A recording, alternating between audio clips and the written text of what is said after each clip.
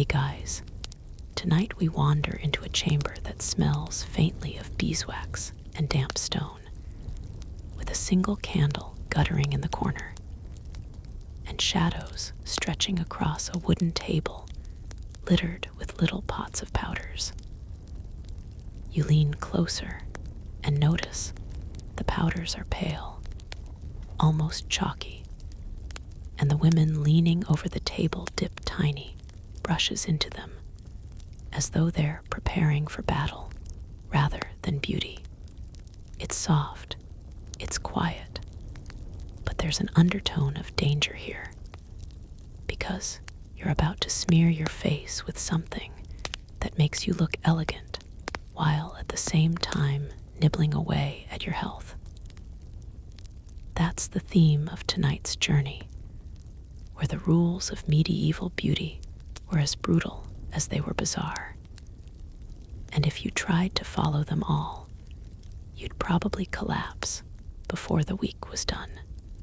So before you get comfortable, take a moment to like the video and subscribe, but only if you genuinely enjoy what I do here. And if you're still awake enough to move your fingers, post a comment with your location and the local time where you're listening, because it's always fun to imagine this odd little community spread across the world. Now, dim the lights, maybe turn on a fan for that soft background hum, and let's ease into tonight's journey together. You pick up the first little pot, and inside is a chalky white mixture that clumps at the edges. The texture feels like powdered eggshells, though it's meant to mimic flawless porcelain skin. Pale skin is the mark of wealth and refinement, a sign you don't toil outside in the sun. You dab some on your cheek, and the surface feels tight, almost like your face is drying into plaster. This isn't just harmless chalk, though. In many recipes, lead carbonate was mixed in, giving a silky finish and a deadly edge. You'd smile at the new glow in your reflection, but you'd also be unknowingly inviting heavy metal to seep into your pores, causing skin lesions, hair loss, or worse.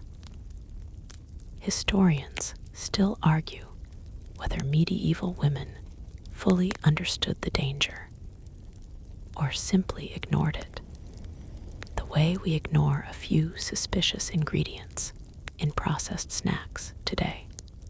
The candlelight flickers, and you can almost see your face in the polished bronze mirror. The powder clings unevenly at first, caking into little ridges around your nose. You try to smooth it with a damp cloth, but that only makes the paste spread further. There's no neat little makeup sponge here, just rough cloth and fingers. And the goal is not just to look pale, it's to look almost otherworldly, like someone who floats rather than walks. You picture yourself strolling into a feast with your face painted as pale as moonlight, while farmers at the table gape at you as if you've been carved from marble. Of course, there's another detail. Chalk and lead weren't the only ingredients. Some mixtures included powdered bone, flour, or even ground alabaster. Imagine grinding up parts of the cathedral wall just to dust onto your cheekbones. You can almost taste the powder in your throat as you breathe, a dry bitterness that clings to your tongue. It's funny, in a grim way, you're inhaling the very stuff meant to make you look alive, and it's busy ensuring you'll be less alive in the long run. The sound of distant footsteps echoes down the stone corridor, and you realize you're not alone in this little chamber. Another figure steps in, her forehead gleaming white, cheeks powdered so heavily you wonder if her skin even breathes. she leans down, whispering conspiratorially that some noblewomen went further, painting not just their faces, but their hands, their arms, even their chest, if any skin peeked out from a gown. A noble lady once remarked in her diary, though translations differ, that she preferred her skin without color of earth, a poetic way of saying she wanted to look less like a human being and more like a ghostly statue. You try layering more powder, but the chalk starts to crack when you smile. Tiny fissures appear around your mouth, making you look less like porcelain and more like a weathered fresco. You pause, gently patting the cracks, and suddenly remember that in some courts, cracks weren't just embarrassing, they were scandalous. To show imperfection on your face was to risk whispers about whether you were careless, lazy, or worse, slipping down the social ladder. In that sense, beauty wasn't simply about aesthetics. It was about control, about proving you belonged among the elite. You can almost hear the gentle sarcasm of a courtier saying, "Lovely powder today," though it seems your smile disagrees. Outside, the sounds of horses clop faintly through the night. You imagine a rider returning from a muddy road, sun-browned, dust-streaked, smelling of sweat and leather. He walks into a hall filled with powdered nobles, and suddenly his health and vigor are less admired than the fragile pallor of people who can barely walk across the floor without wheezing. The irony is delicious. You, standing there dusted with toxins, sneering at the man who's probably the picture of genuine good health. That's medieval fashion for you. Upside down in ways that would break you. And yet, it wasn't only women who dabbled in the powders. Some men, especially those in courtly circles, lightened their faces too. Pale cheeks meant refinement for both genders, a shared language of class. Imagine two knights comparing not their swordsmanship, but the evenness of their foundation. It's not quite the image of battle we picture, is it? You take another breath, the powder tickling your nostrils, and think about how these mixtures weren't always prepared by the wearer. Servants often mixed and applied them, and sometimes the recipes were passed down like treasured family secrets. But instead of grandma's pie crust, you'd inherit grandma's lethal face paste. The absurdity of it makes you chuckle softly, though the air feels heavy, thick with the sense of history pressing down. There's even a lesser-known trick you discover at the edge of the table. Egg whites spread thinly across the skin to stiffen and smooth. You try it, the cold slickness drying on your cheeks until your skin feels tight, like someone wrapped your face in parchment. You can barely move your mouth, and your attempt at a smile creaks like a wooden door hinge. Scholars note this detail often gets overlooked in casual histories, yet egg white facials were a surprisingly common practice. It's oddly effective too. You look smoother, shinier, like a wax figure just pulled from its mold. But one scratch of your fingernail and the illusion flakes away.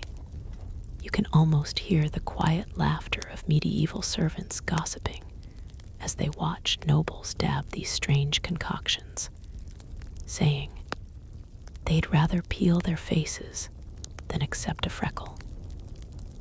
Freckles, of course, were frowned upon marks of peasantry, of working under the sun. So you smear more powder, covering every tiny spot until you're suffocating under layers. And yet, in this suffocation, you drift into a strange calm. The candlelight shimmers, your skin gleams chalk white, and you realize you've stepped into an ancient theater where everyone plays the role of delicate porcelain doll. The tragedy, of course, is that the stage props are poisonous. But you sigh, leaning into the rhythm of brush and powder, because that's the rule of beauty here you follow, or you're cast aside. Remember that, because later when we get to crocodile dung sunscreen and hairline plucking, you'll already have practiced the art of smiling through pain.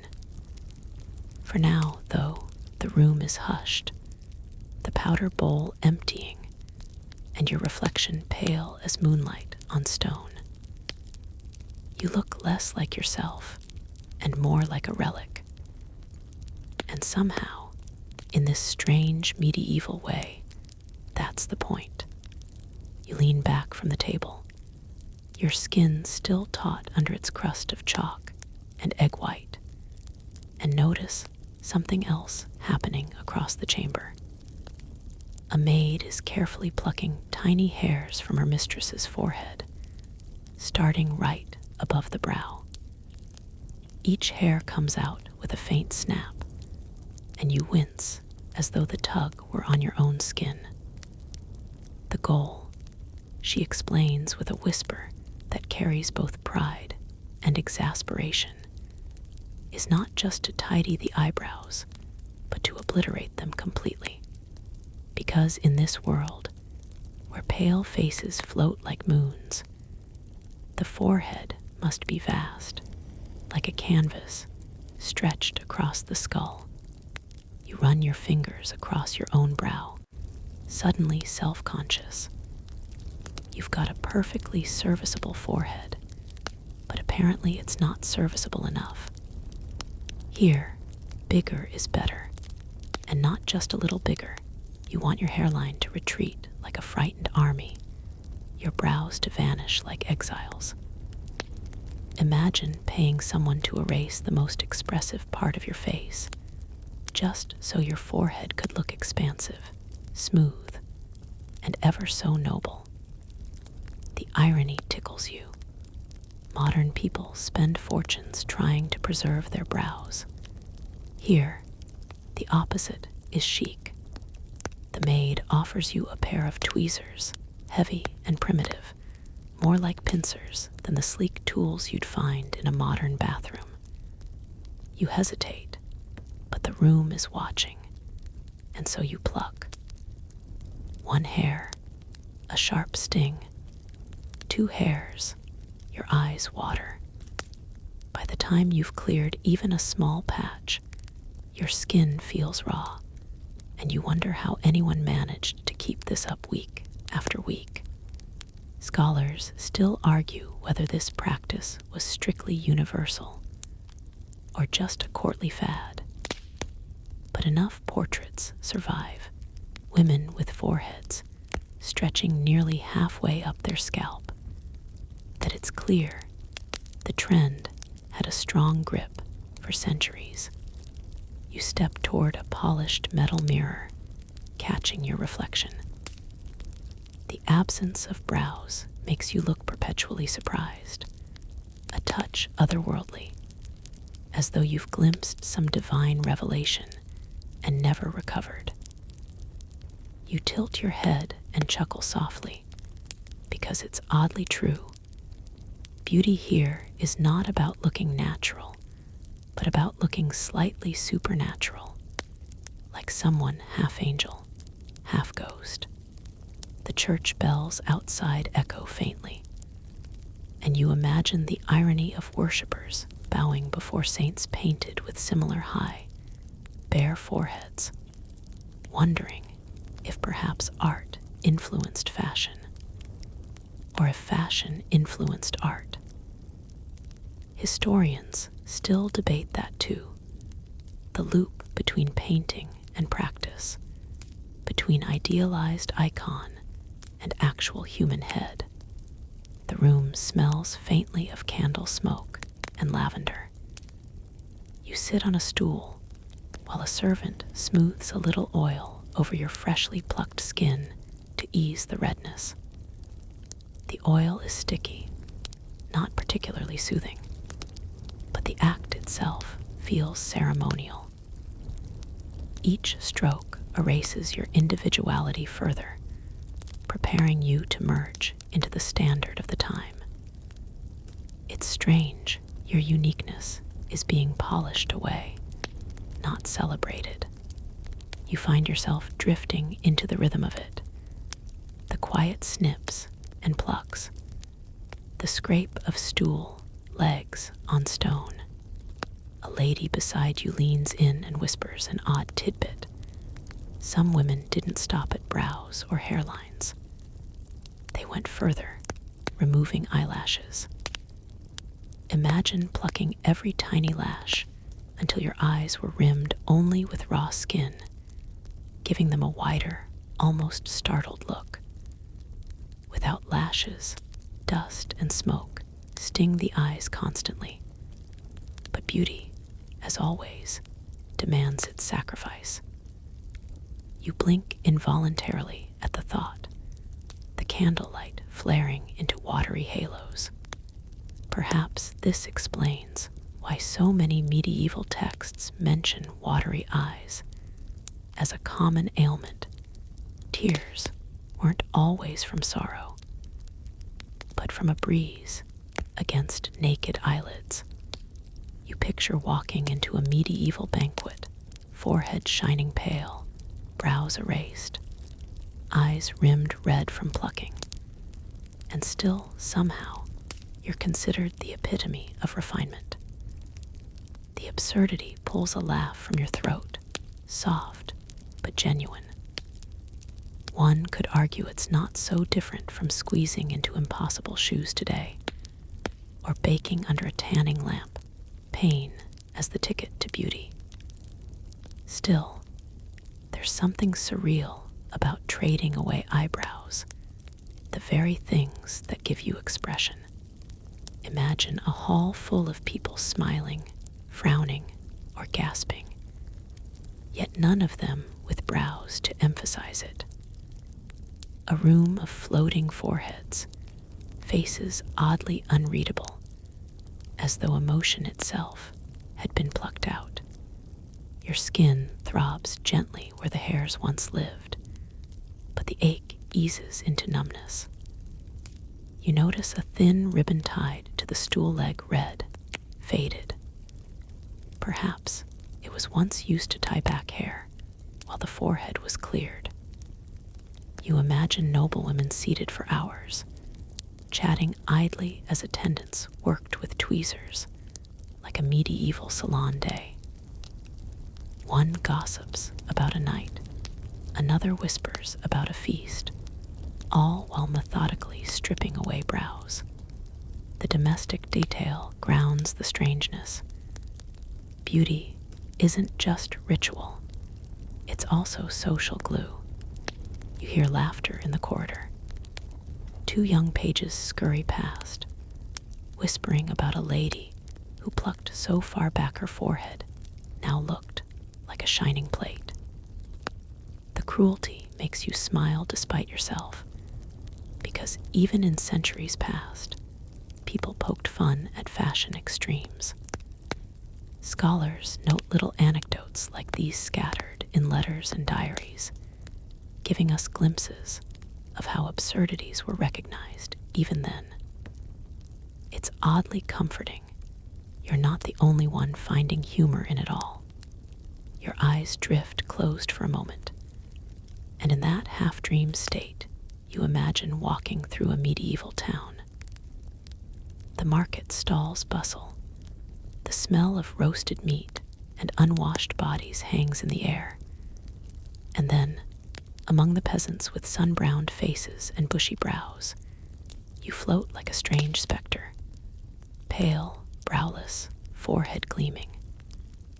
Children stare, pointing, giggling. Farmers glance with suspicion, unsure whether you're a noble or an apparition. And you smile, a little smug, because here ugliness and beauty are decided not by nature, but by fashion's whim. The dream slips into a softer rhythm. You feel the tug of one more hair, the sting of one more pluck, the cool air brushing the exposed skin of your forehead. It's hypnotic, almost lulling, the way repetitive discomfort sometimes numbs into a strange calm. Your mind drifts to the sound of quills scratching on parchment, as scribes record courtly life, perhaps chuckling quietly as they describe yet another lady with brows erased into eternity. You open your eyes. The candle burns lower. The chamber quiets. You reach up to touch your smooth, barren forehead, the powder still clinging faintly, and realize you've been remade by rules that care little for your comfort. And yet, strangely, you feel part of it now, part of a long line of humans doing painful, silly things in the name of fitting in. It's humbling, a reminder that history isn't so far from now. You sit there a while longer, forehead smooth and exposed, when the maid returns with another tool in hand. It's not for your brows this time, but for your hairline. She tilts your head back, studies the edge where your hair meets skin, and with a look of satisfaction, begins plucking again, this time pulling not stray hairs, but entire rows, deliberately marching your hairline back an inch at a time. The sting is sharper here, nerves closer, and you feel every tug as though each follicle resents leaving. Yet she hums softly, a tune that almost masks the ache, as if this were a perfectly ordinary service. The goal is clear, a towering forehead, wide and bare, polished like a marble column.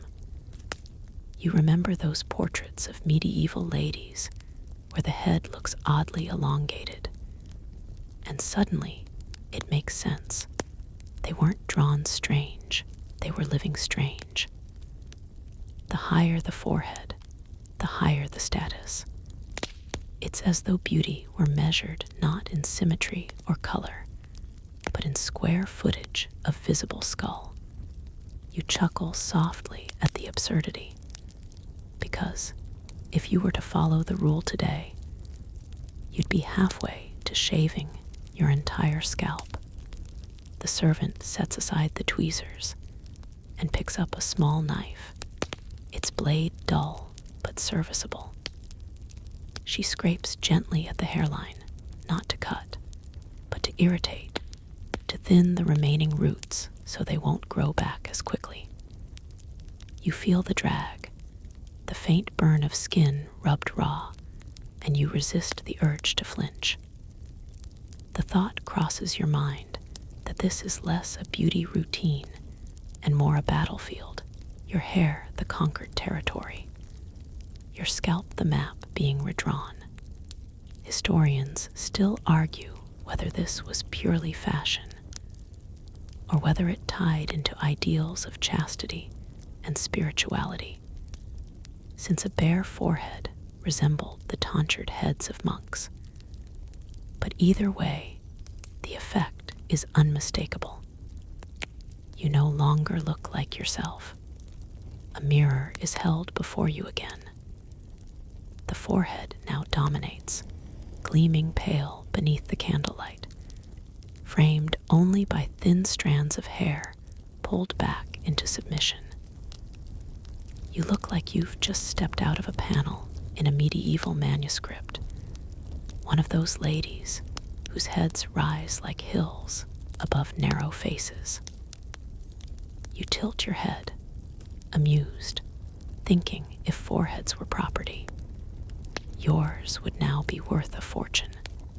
The chamber air is heavy with dust, the faint smell of wool gowns, and the sweeter trace of dried lavender hung on beams to keep moths at bay. A lady seated beside you mutters that her cousin went too far with the plucking, retreating her hairline so much she resembled a startled monk. Another laughs quietly, her voice low to avoid offending anyone, and you realize even then people joked about the extremes. Beauty was deadly serious, but humor crept in at the edges like ivy through stone cracks. You run your hand back along your scalp, feeling the sore patches where hairs once grew. They'll return in weeks, perhaps months, unless you continue the ritual. That's the burden. Maintenance is endless. There's no permanent victory here, just constant battle, like mowing a lawn that insists on becoming wild again.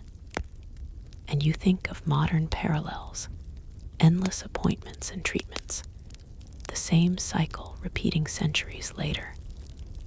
The tools change, but the persistence of self-imposed suffering doesn't.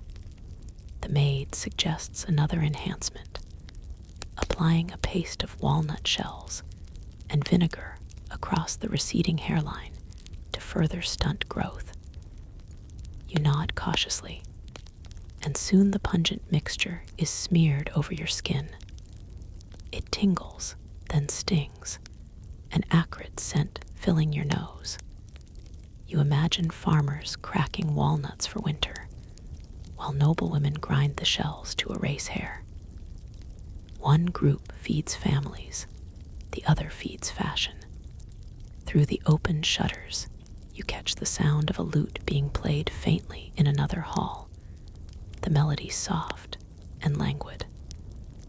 The rhythm syncs with the plucking in your memory, tug by tug, sting by sting, until the process becomes almost musical.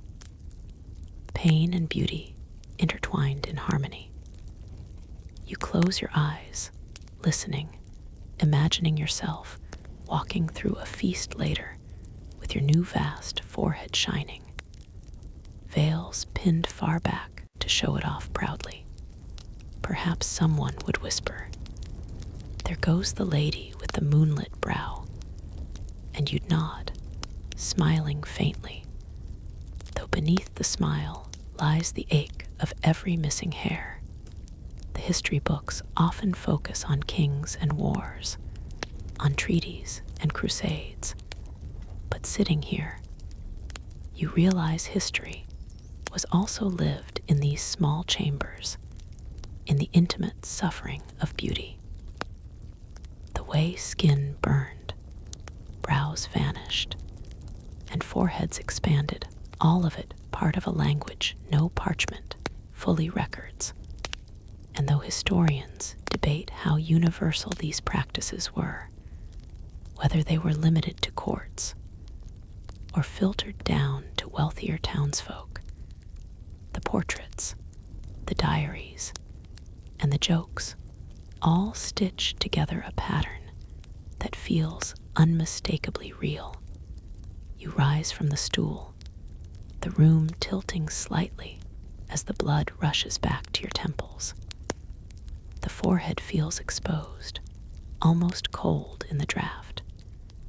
It's strange to be conscious of air moving across a patch of skin you never thought about before. You pull a thin veil around your shoulders, but you leave the forehead bare, because what's the point of enduring the pain if you hide it? Beauty, after all, isn't just for yourself, it's for the performance, for the eyes watching you. You wander toward the doorway, the stones cool beneath your feet, and glance once more at the candlelit chamber behind. The stool waits for its next occupant. The tweezers glint dully. The walnut paste crusts at the edge of the bowl. This routine will repeat tomorrow, and the next day, until fashion shifts again.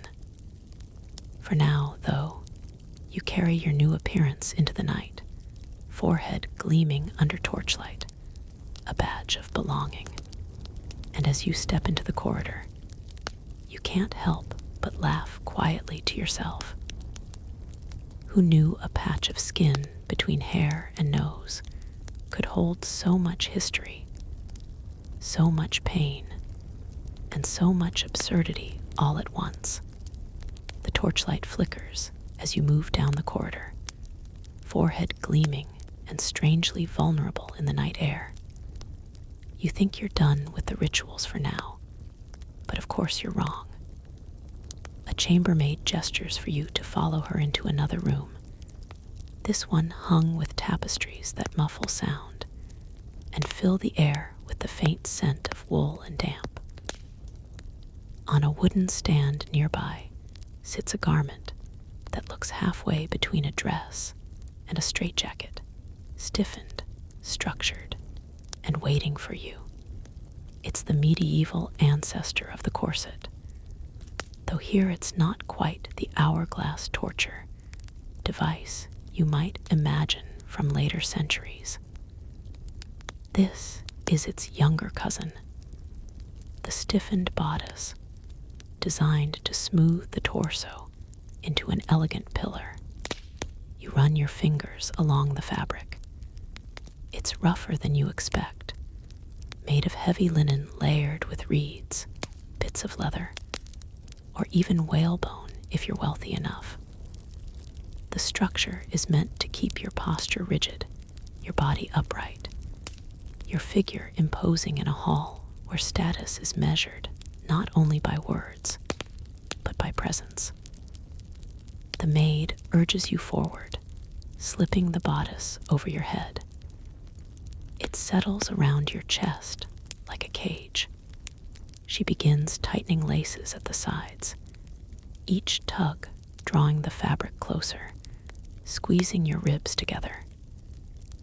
You inhale sharply, but the air feels caught, unable to expand fully in your lungs.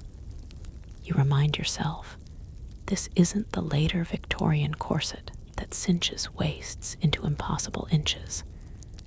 But even this early form leaves you uncomfortably compressed.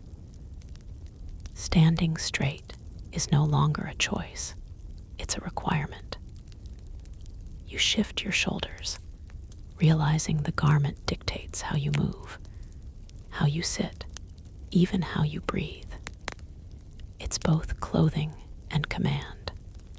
Historians still argue whether these stiffened bodices were meant more for fashion or for posture training. But either way, the sensation is the same. You've been shaped into a new mold. The mirror catches your reflection once again. Your torso looks elongated, chest flat, waist narrow, hips hidden beneath fabric.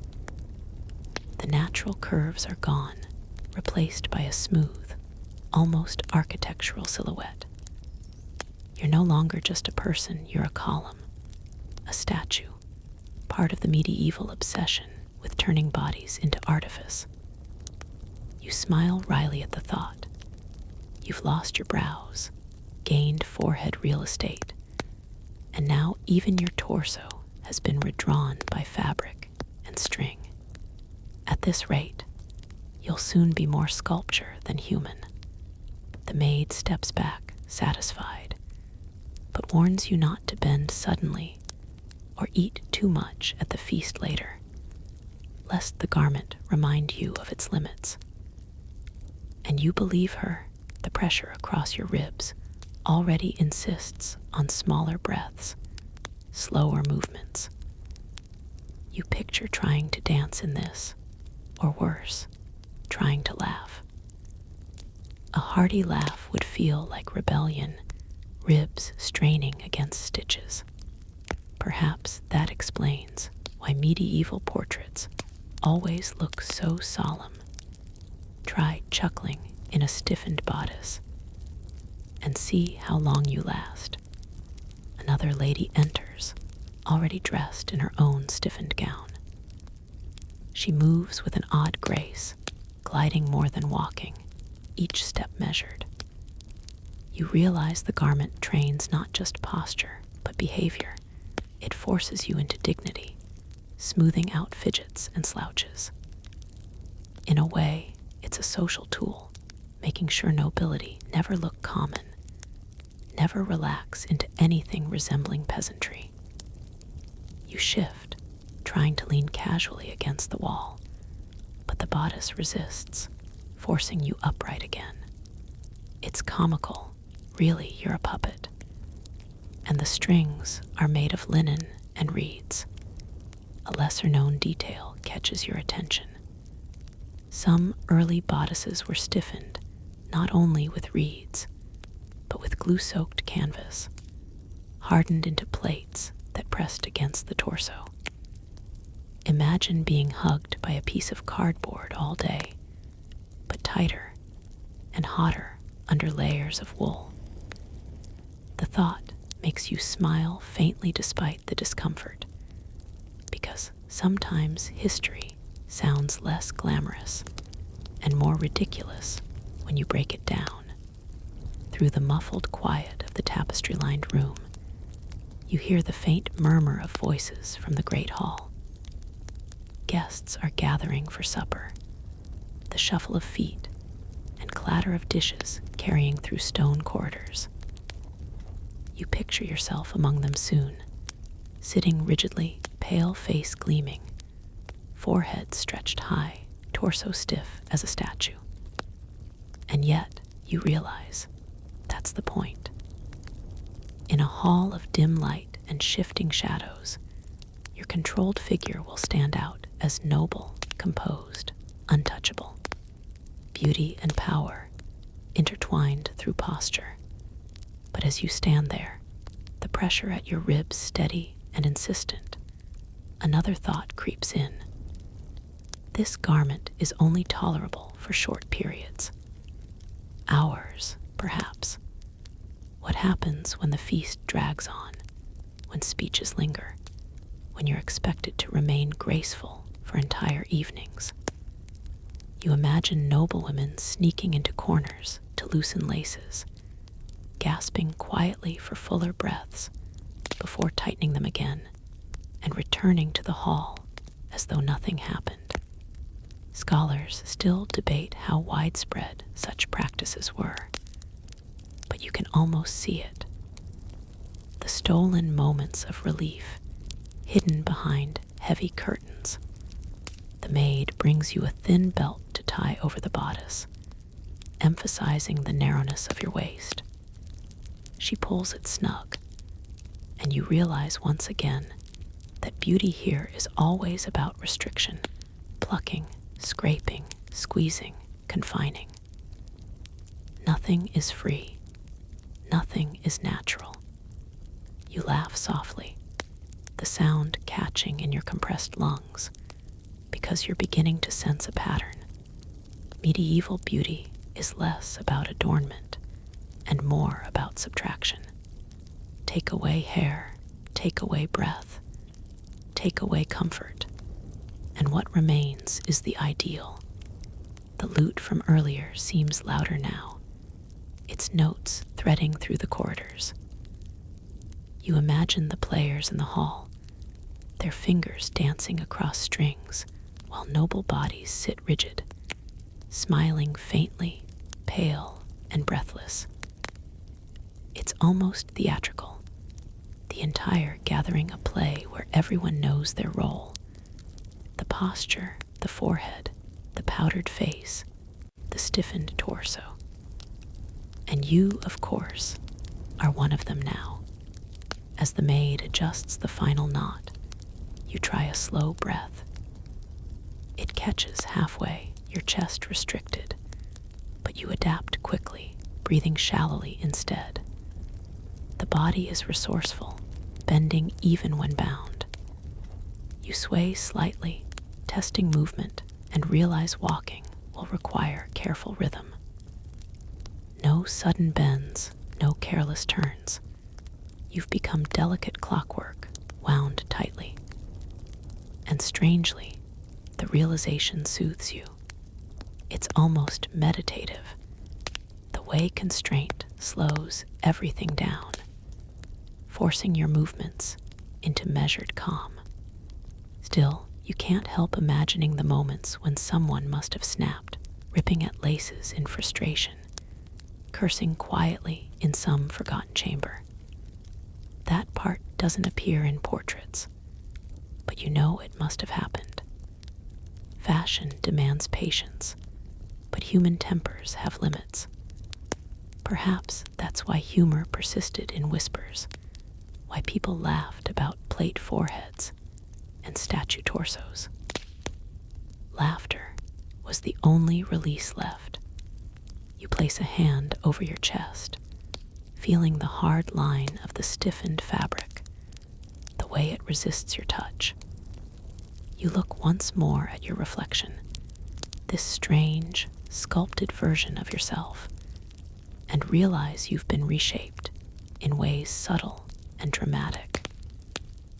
You're not freer, not happier, but you do belong, for tonight at least, to the realm of beauty's chosen. And that, in this world, is worth the ache in your ribs. The hall beckons with the scent of roasted meats and spiced wine.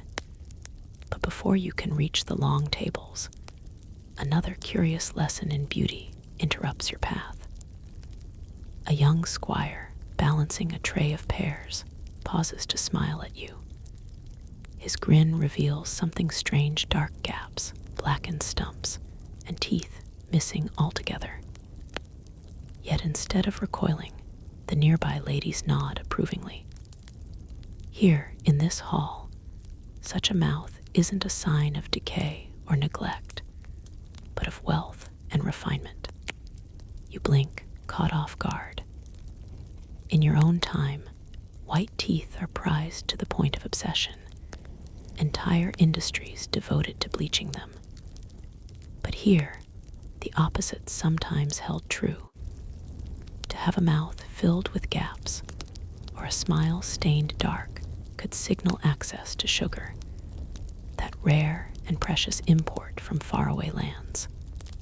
Sugar rotted teeth quickly, so a ruined smile was evidence you could afford indulgence. Imagine proudly displaying cavities as badges of privilege. You touch your own lips, self-conscious, wondering what your unspoiled teeth would look like in this setting. Too peasant-like, too clean. A nobleman passes, his robes sweeping, his jaw framed by a patchy beard. And when he laughs at some whispered jest, you see the same story told in enamel. Teeth broken, blackened, absent. He holds his head high, though, as if daring anyone to question his status. You catch a murmur from a servant nearby. Some wealthy people even painted their teeth darker, if decay hadn't struck quickly enough, dabbing on concoctions of soot and herbs. Better to appear indulgent than accidentally healthy. It's absurd enough to make you smother a laugh. Because truly, what other time in history rewarded you for faking tooth decay? You take your seat at the long table, careful with your stiffened bodice, and glance at the platters spread across the board. Rich meats, dripping with fat, trays of marchpane sweets, glittering with sugar, jugs of wine heavy with spice.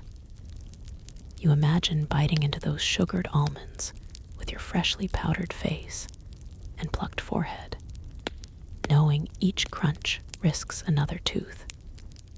The irony makes you grin softly. Beauty demands you smile with ruined teeth, even as each smile costs more of them. Scholars still debate how widespread this particular trend was, whether it lingered mostly in certain courts or became a broader fashion. But enough anecdotes survive to make the image vivid. You raise a goblet, sipping cautiously, and the wine washes sweet against your tongue. Around you, the hall glows with torchlight, faces pale under powder, brows absent, foreheads high. When someone leans in to whisper gossip, you see the gap in her front teeth as clearly as the pearls at her throat. You wonder how peasants outside the castle walls might view this, with their stronger, healthier smiles, unsoftened by sugar. Perhaps they laughed at nobles for paying fortunes to rot from the inside out. Or perhaps they envied the luxury, willing to trade sound teeth for the taste of imported sweets. History rarely records those quiet opinions, leaving us to guess. The food keeps coming, dish after dish, and the smell of roasted goose fills the air. You nibble cautiously, knowing your bodice leaves little room to expand, but others dig in greedily, unconcerned with consequence. A knight across the table bites into a leg of lamb, tearing it free, his molars darkened with years of feasting. He beams proudly, as if daring anyone to envy him. You can't help but laugh softly again, because even in their decadence, nobles somehow manage to turn every flaw into a performance of status. There's a quieter detail you notice after a while. Not everyone here has blackened teeth. Some hide their smiles, keeping lips pressed together, self-conscious. A lady at the far end of the table covers her mouth when she laughs, and you suspect hers are still too white, too intact. She hasn't yet earned the sugar badge. Perhaps she's new to court, or perhaps her family can't afford the luxury. Either way, her modesty betrays her. Beauty here isn't just about appearance. It's about what appearance reveals of wealth. You lean back slightly, adjusting your posture against the hard press of your bodice, and consider how strange it is that health and beauty so often diverge. Powder poisons, plucking scars, bodices suffocate, sugar rots, and yet all of it is prized. It's almost as if survival itself becomes less important than belonging. You feel a twinge of sympathy for those who followed these rules, caught in the endless loop of pain and approval. And at the same time, you smile faintly, because humans are still like this in your own world, just with different poisons and different rules. A servant clears the trenchers, wiping grease from the boards, and you catch another glimpse of your reflection in a polished jug. Pale face, towering forehead, lips pressed thin by tight fabric, and behind them your teeth still whole, still white. You look oddly out of place. If you truly wanted to belong here, you'd need to stain them, darken them, or let sugar do its work. The thought makes you chuckle softly, because part of you wonders how long you'd last before caving to the strange badge of rot. The hall quiets as a minstrel begins to sing, his voice lilting, a ballad about knights and lost love. You let your eyes drift shut for a moment, listening, the song weaving through the torchlight and smoke. Behind the music, you can almost hear the whisper of teeth cracking under sugar, the creak of laces on stiffened bodices, the soft pluck of hair at foreheads. All the little sounds of beauty tucked into the background of grand feasts. They become part of the music of history itself, notes that echo across centuries. When you open your eyes again, the song is fading, and laughter rises in its place.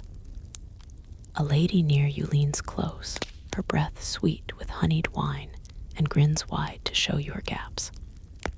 "Do you envy me?" she asks teasingly, though her tone is serious underneath. You nod politely, because that's what's expected. But inside, you're smiling for another reason, because once again, you've been reminded that beauty is less about truth than performance.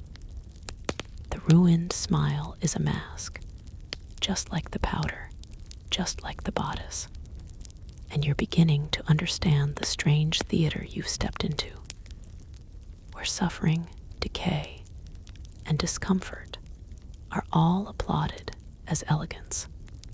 The feast lingers on, though the platters dwindle, and your mind begins to wander beyond the laughter and the music.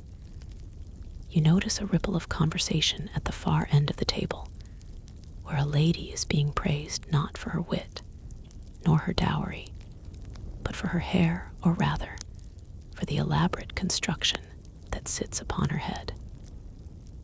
You squint, trying to take in the layers of braids, ribbons, pins, and veils. It looks less like hair and more like architecture. You half expect a tiny bird to fly out, or perhaps a tenant farmer to be paying rent inside one of those folds. It strikes you that while teeth and foreheads might declare wealth, hair seems to whisper ambition. The higher the braids are piled, the more daring the claim. And you quickly realize that what you're seeing isn't simply natural hair. It's augmented with wigs, extensions, and padding. Real hair was rarely enough for such gravity-defying styles. Horsehair, human hair, and sometimes even wool were woven in to build the desired height. You picture a maid balancing on a stool, pinning the final ribbon at dawn, while her mistress fights to keep her neck from collapsing under the strain. One noblewoman turns her head just slightly, and you can see the scaffolding of wires beneath the outer curls. The whole thing wobbles precariously, like a tower of sweetmeats left out in the heat. And yet, she carries herself as though the contraption were light as a feather.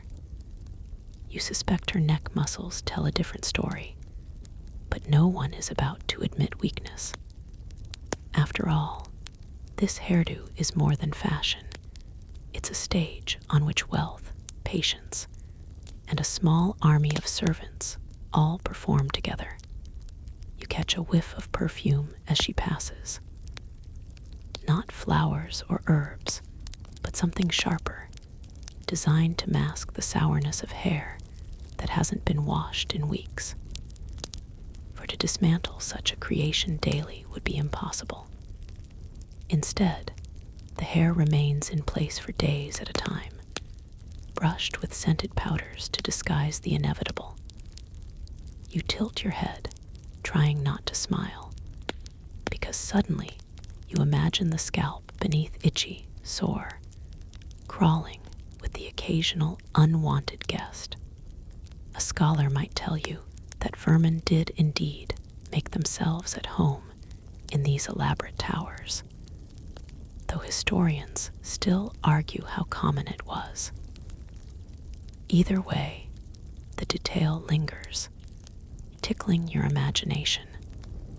Nobility scratching discreetly while pretending to be ethereal. And then there are the veils, translucent clouds of fabric flowing down, anchored with jeweled pins. Some are so long they brush against trenchers or dip into wine, though the wearers pretend not to notice. You can't help but wonder how many meals have been seasoned with silk by accident. The veils soften the harshness of plucked foreheads, blurring the line between face and crown, and they shimmer with every flicker of torchlight. In truth, they're part beauty, part distraction. A memory tugs at you, recalling how, only a few sections ago, you marveled at foreheads so large they could rival empty parchment. Now you see how the two fashions dovetail, bare brow and towering hair, one emphasizing the other, until the human face becomes a stretched canvas between them. You wonder how any personality survives beneath all the artifice, and yet the noblewomen smile as though nothing were more natural. The minstrel's song shifts, replaced by a livelier tune, and some of the ladies rise to dance. Watching them twirl, you realize how impractical these hairstyles truly are. Each turn is a delicate negotiation with gravity, each dip a dangerous flirtation with collapse. One particularly daring spin leaves a veil entangled in a partner's sleeve, and you can see the horror in her eyes before servants rush in to fix it. The crisis is smoothed over in moments, but the memory lingers, beauty balanced on a knife's edge. One stumble away from ridicule. Of course, you know this isn't the first time humanity has built towers on heads. Ancient Egyptians powdered wigs, Renaissance Italians padded buns, and centuries later, the French would perfect their gravity-defying poofs. But here, in this medieval hall, the experiment is still raw, still unpolished. It's a test of how far vanity can push before necks finally give out. Scholars still debate whether these elaborate headdresses filtered down to merchants and townsfolk, or remained confined to the upper crust. But the consensus leans toward exclusivity. After all, who but nobles could afford a daily retinue of hair handlers and perfumed powders? As the dance ends, one lady sits near you, fanning herself. She leans in slightly, giving you a closer view of her headdress. You notice how strands of false hair have been carefully braided in, subtly different in color from her natural locks. It's both seamless and imperfect, and for a moment you feel a flicker of sympathy. Beneath all the performance, she is simply trying to meet a standard, to measure herself against peers. You recognize the familiar ache. It's not so different from modern pressures, where filters and highlights perform similar illusions. She smiles, though her lips twitch as if suppressing an itch beneath the powder. For a moment, you imagine leaning in and whispering, "You know, you'd be beautiful without all this scaffolding." But of course, you don't. Here, beauty isn't about natural ease. It's about suffering quietly and pretending the weight doesn't exist. To speak against it would be like suggesting knights fight without armor, impractical, laughable, and slightly rude. The hall grows louder, the music swelling, and yet your focus stays on the headdresses bobbing like ships at sea. Some tilt slightly, threatening mutiny. Others sit proudly upright, defying gravity itself. You can almost chart social rank by inches of height, like a bizarre measuring stick of ambition. And as you watch, you feel the faint pull of sleep in your own head, as though your neck has grown heavy in sympathy. You lean back, imagining what it would feel like to wear such a crown.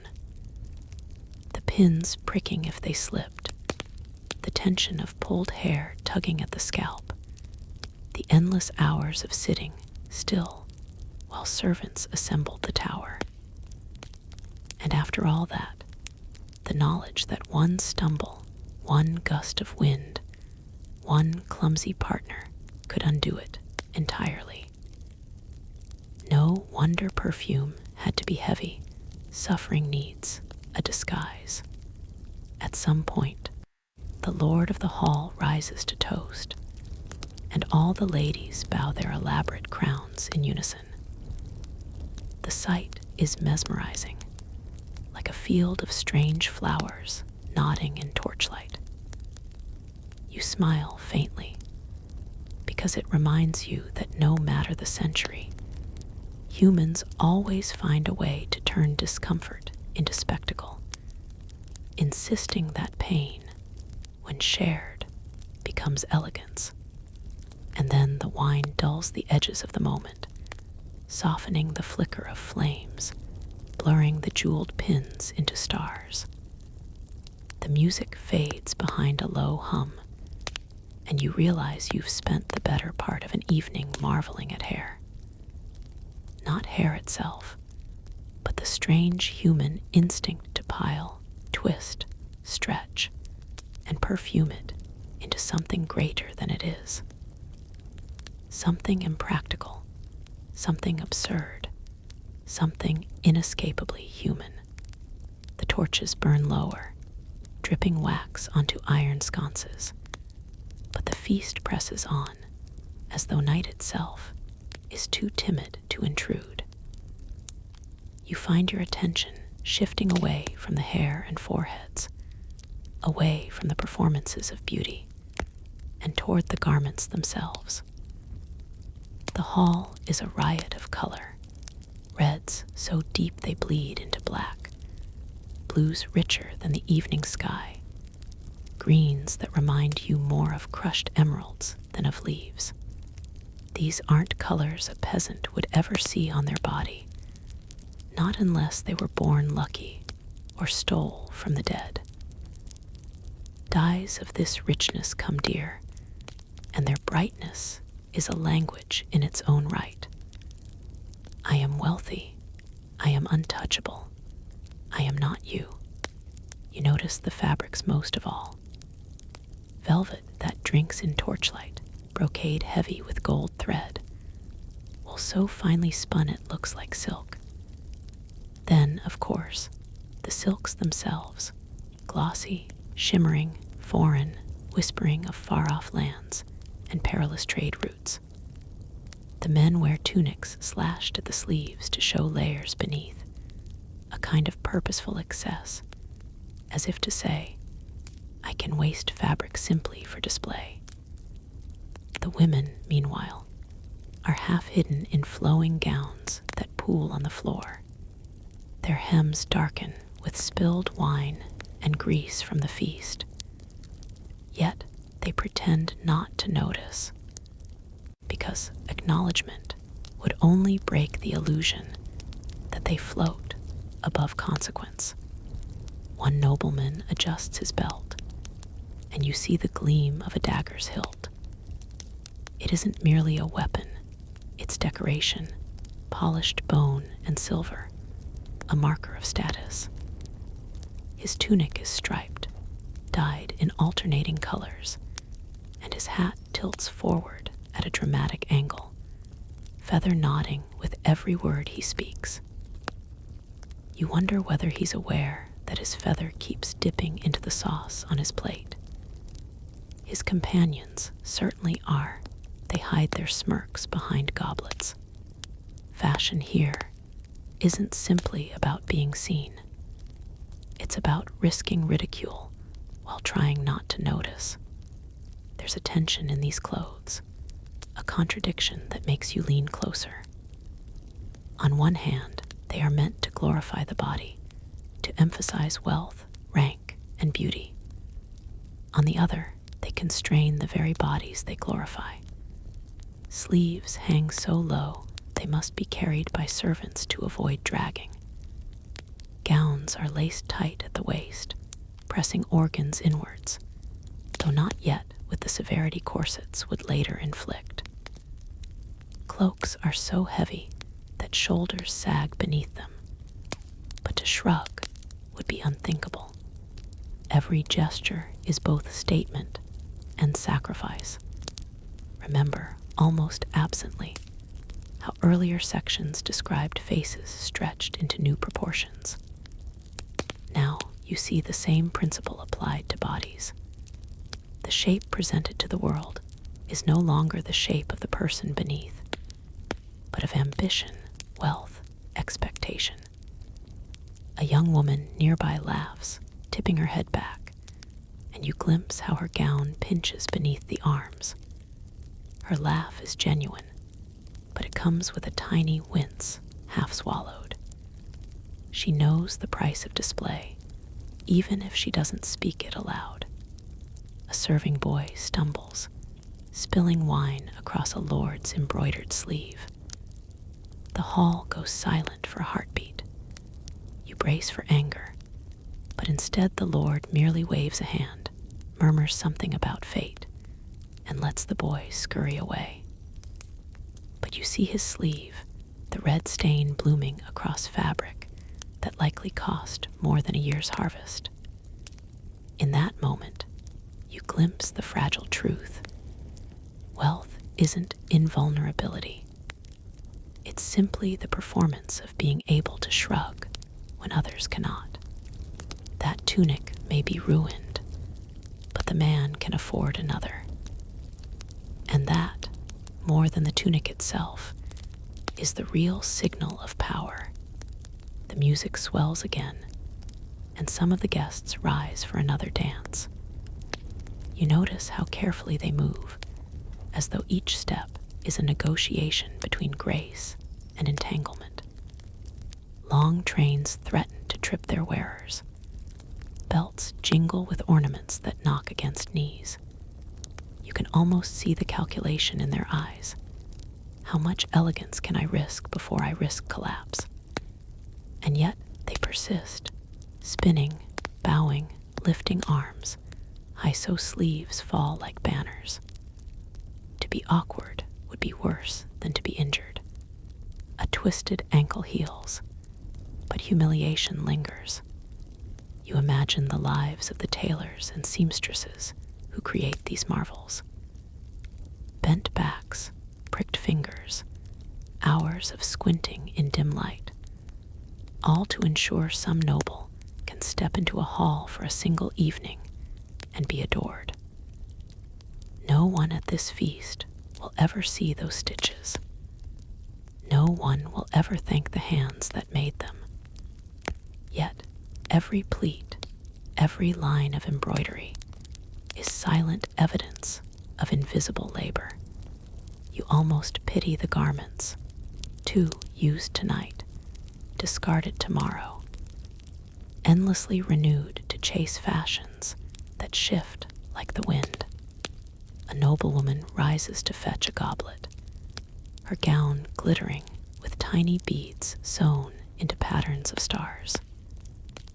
They shimmer with every step she takes, and you think about how much weight she must be carrying in decoration alone. How strange, you realize, that beauty here is measured not in comfort or freedom, but in how much one can endure while pretending not to. Her beads might be strangling her shoulders, her headdress might be stabbing her scalp, her shoes might be cutting her toes raw, but none of that is allowed to show. She smiles as though she floats, and that smile is half the costume. The food arrives again, more dishes carried in by servants already glistening with sweat. You watch the nobles lean forward, their sleeves and veils threatening to dip into gravy, their jewels catching candlelight. And you realize that fashion here isn't separate from feasting, it's part of it. To eat elegantly in such constricting clothes, to keep wine from spilling down embroidered fronts, to laugh without tearing stitches, this too is a performance. You think of how, centuries later, people will still measure themselves against such impossible standards, though the garments will change. The illusion of effortless grace remains timeless. The night wears on. More songs are sung, more dancers turn, more goblets are emptied. But your eyes linger on the smallest details. The sheen of silk catching a drop of fat, the powdered sleeve brushed clean by a servant's quick hand, the tiny tear in a hem that its owner hasn't yet noticed. You start to realize that the hall itself is stitched together like one of these gowns, a patchwork of wealth and suffering, of polish and strain, of laughter hiding discomfort.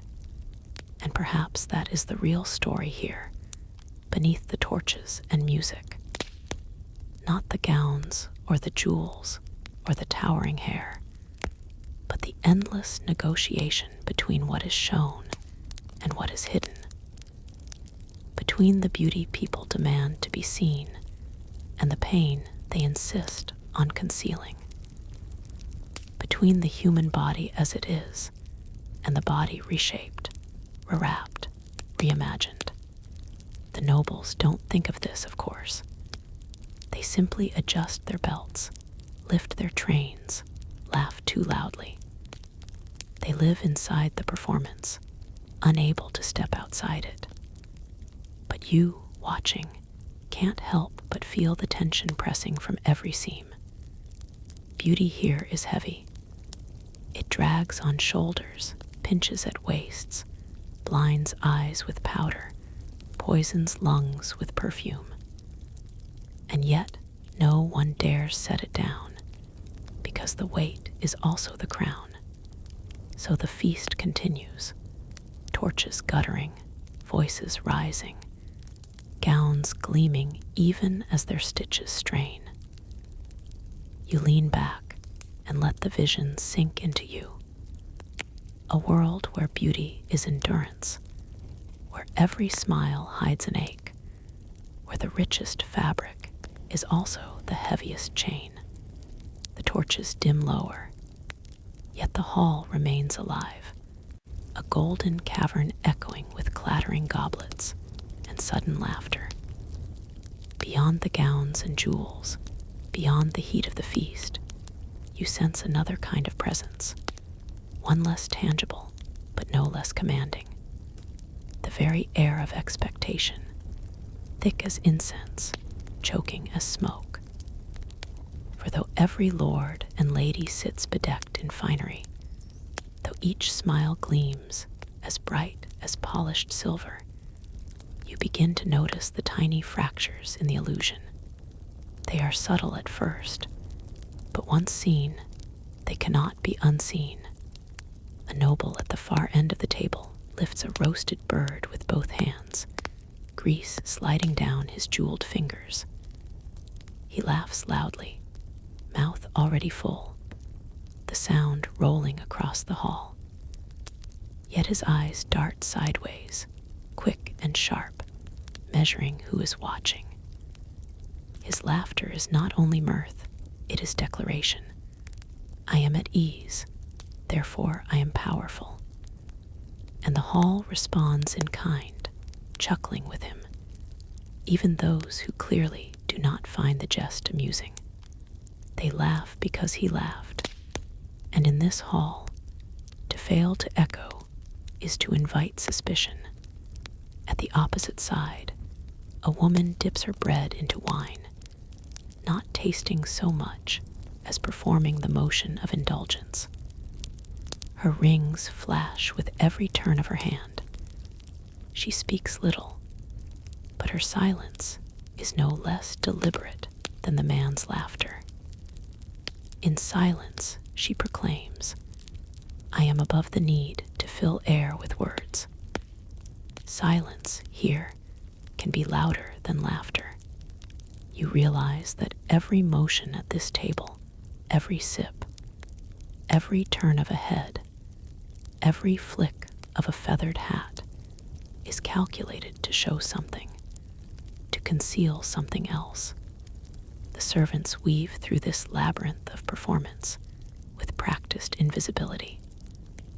They move like shadows, carrying trays that seem heavier than their bodies should bear. Sweat beads at their temples, yet they do not wipe it. They bow, refill goblets, remove bones, all while knowing that a single mistake could mean more than humiliation. For nobles may ruin sleeves and laugh it away, but a servant's mistake could ruin their life. You see one stumble, nearly spilling wine upon a lady's gown sewn with pearls. His hand steadies at the last moment, and though the lady does not glance at him, you notice the whiteness of his knuckles, the silent prayer in the way he exhales. The music shifts again, a slower rhythm, a song meant not for stomping feet, but for drifting hands and swaying shoulders. Couples rise, bowing stiffly before moving to the cleared space at the center of the hall. The dancers step with precision, their movements smooth but restrained, as though rehearsed endlessly behind closed doors. Their faces shine in candlelight, but their eyes are glassy, unfocused. You realize they are not dancing for themselves, they are dancing for the watchers. Each spin, each step, each incline of the head is a thread in the tapestry of expectation. You notice, too, how often eyes flick not to the musicians or the food, but to the door. Always the door, as if expecting someone more important to arrive at any moment. As if every guest, no matter how finely clothed, fears being upstaged by a still grander entrance. This hunger for comparison gnaws at the hall as surely as the guests gnaw on their roasted meats. Power here is never absolute. It is only borrowed until someone with brighter silk, sharper jewels, louder laughter walks through that door. A man in the corner begins to boast of his estates, his voice thick with drink. He lists rivers that run through his lands, mills that turn day and night, peasants who till his soil. The others murmur politely, though their faces say otherwise. His jewels glitter, but they do not hide the slight fray at his sleeve, the way his doublet has been patched under the arm. You realize then how thin the boundary between grandeur and desperation is. To keep up appearances requires endless wealth, endless effort, and when either begins to falter, the performance becomes louder, more desperate. His laughter rings a touch too sharp, his gestures a touch too wide, as though by expanding his voice, he might expand his fortunes. Not all fail so obviously. Some sit quiet, their poise so complete it seems unstudied. They wear their beauty like armor, their wealth like second skin. They are the true masters of this hall, the ones who make the performance look effortless. Yet, you wonder how much practice it takes to appear unpracticed. How many hours before a mirror? How many adjustments of sleeve? How many pinched toes in shoes too narrow? How many faintings behind curtained chambers? The performance may appear weightless, but beneath the mask it is heavy, heavier than velvet. A sudden clash interrupts your thoughts. Two goblets knocked together too hard, wine spilling across the table.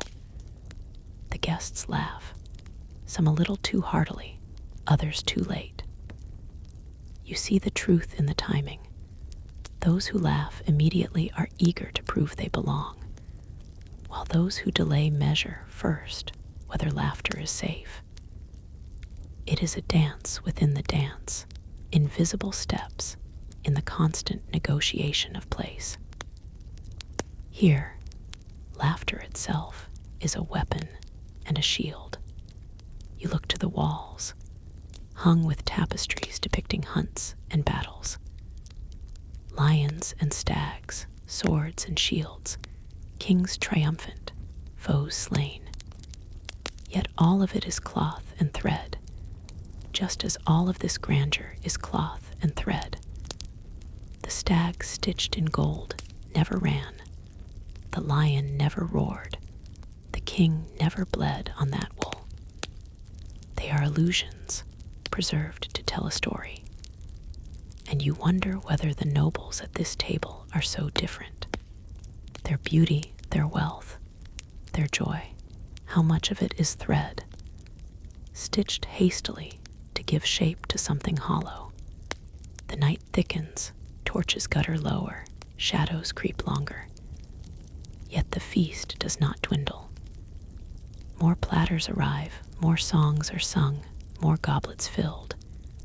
The servants move slower now, fatigue in every step, but still they glide. The nobles, meanwhile, seem less and less themselves, more and more like creatures of habit, like figures bound by ritual. Eat, laugh, dance, display, repeat. You wonder if any of them would dare to strip away the costume, to sit in plain cloth, to eat with hands unadorned, to laugh without measuring. The thought feels dangerous, even to you. A noblewoman near the dais rises, her gown shimmering with 1,000 tiny stitches of gold. She extends her hand, and at once a man leaps to take it. Together they sweep to the center, drawing all eyes. Their movements are slower than the others, but each step radiates a confidence so absolute it silences the hall. They are not simply dancing, they are commanding. Every tilt of their bodies, every sway of their sleeves, tells a story of mastery. And yet you see it. The way her jaw tightens as he spins her, the flicker of pain when his grip lands too firmly on her waist. She endures it all without breaking her smile. In this hall, endurance is the highest art. The music fades, the couple bows, the hall erupts in applause. But beneath the applause you hear something else, the quiet cough of an old man, the sigh of a servant as he shifts a heavy platter, the faint crackle of dying torches. Life seeps through the illusion in these small, unnoticed sounds. They are reminders that even in halls of splendor, bodies ache, lungs fail, flesh weakens. No amount of jewels can halt the simple truth that time gnaws at all. You begin to sense the hour turning, though no clock tolls. The air grows heavier, as though weighed down by smoke and wine and secrets. The laughter dulls, the gestures slow, but still the performance continues. You realize then that this is not a single feast, not a single night. This is a cycle, endlessly repeated. Tomorrow another feast, another gown, another mask of powdered skin and tightened laces. Each night a rehearsal for the next, each performance building on the last, until no one remembers where the mask ends and the face begins. And perhaps that is the heart of it, the fear not of poverty, not of ridicule, but of being seen without the mask. These nobles cannot risk it, for their world is built on performance. To reveal the self beneath would be to unravel the tapestry, to show that the lion in gold thread was only thread. So they endure the pinches and the weights. They perfect the laughter and the silence. They risk ridicule with feathers and jewels, because the alternative is worse. The alternative is to be known. The torches burn their last, servants replace them, and the cycle continues. Laughter, music, silks, jewels, the endless dance of appearances. You sit amidst it all, watching, listening, feeling the weight of beauty pressing from every seam of the hall. You do not yet know how long the performance will last, or what it might cost. But you know this: the masks will not come off tonight. The night wears on, the hall slowly sinking into that peculiar rhythm where time seems to loosen its grip, where minutes become indistinct, and the difference between an hour ago and a moment ago blurs into sameness. The torches burn lower, their flames leaning with every draft as doors open and shut with the comings and goings of servants. The food grows cold, the goblets spill more than they hold, the laughter swells and falters, but still the dance of appearances endures. Yet under this haze, a new current rises, a quiet tension that prickles just beneath the surface. It is there in the way conversations shift from bright flattery to hushed tones, in the way gazes dart not toward the music, but toward one another, in the way the nobles lean ever so slightly closer, as though each word spoken carries a weight of consequence. A man with hair graying at the temples leans across the table, speaking too softly to be overheard.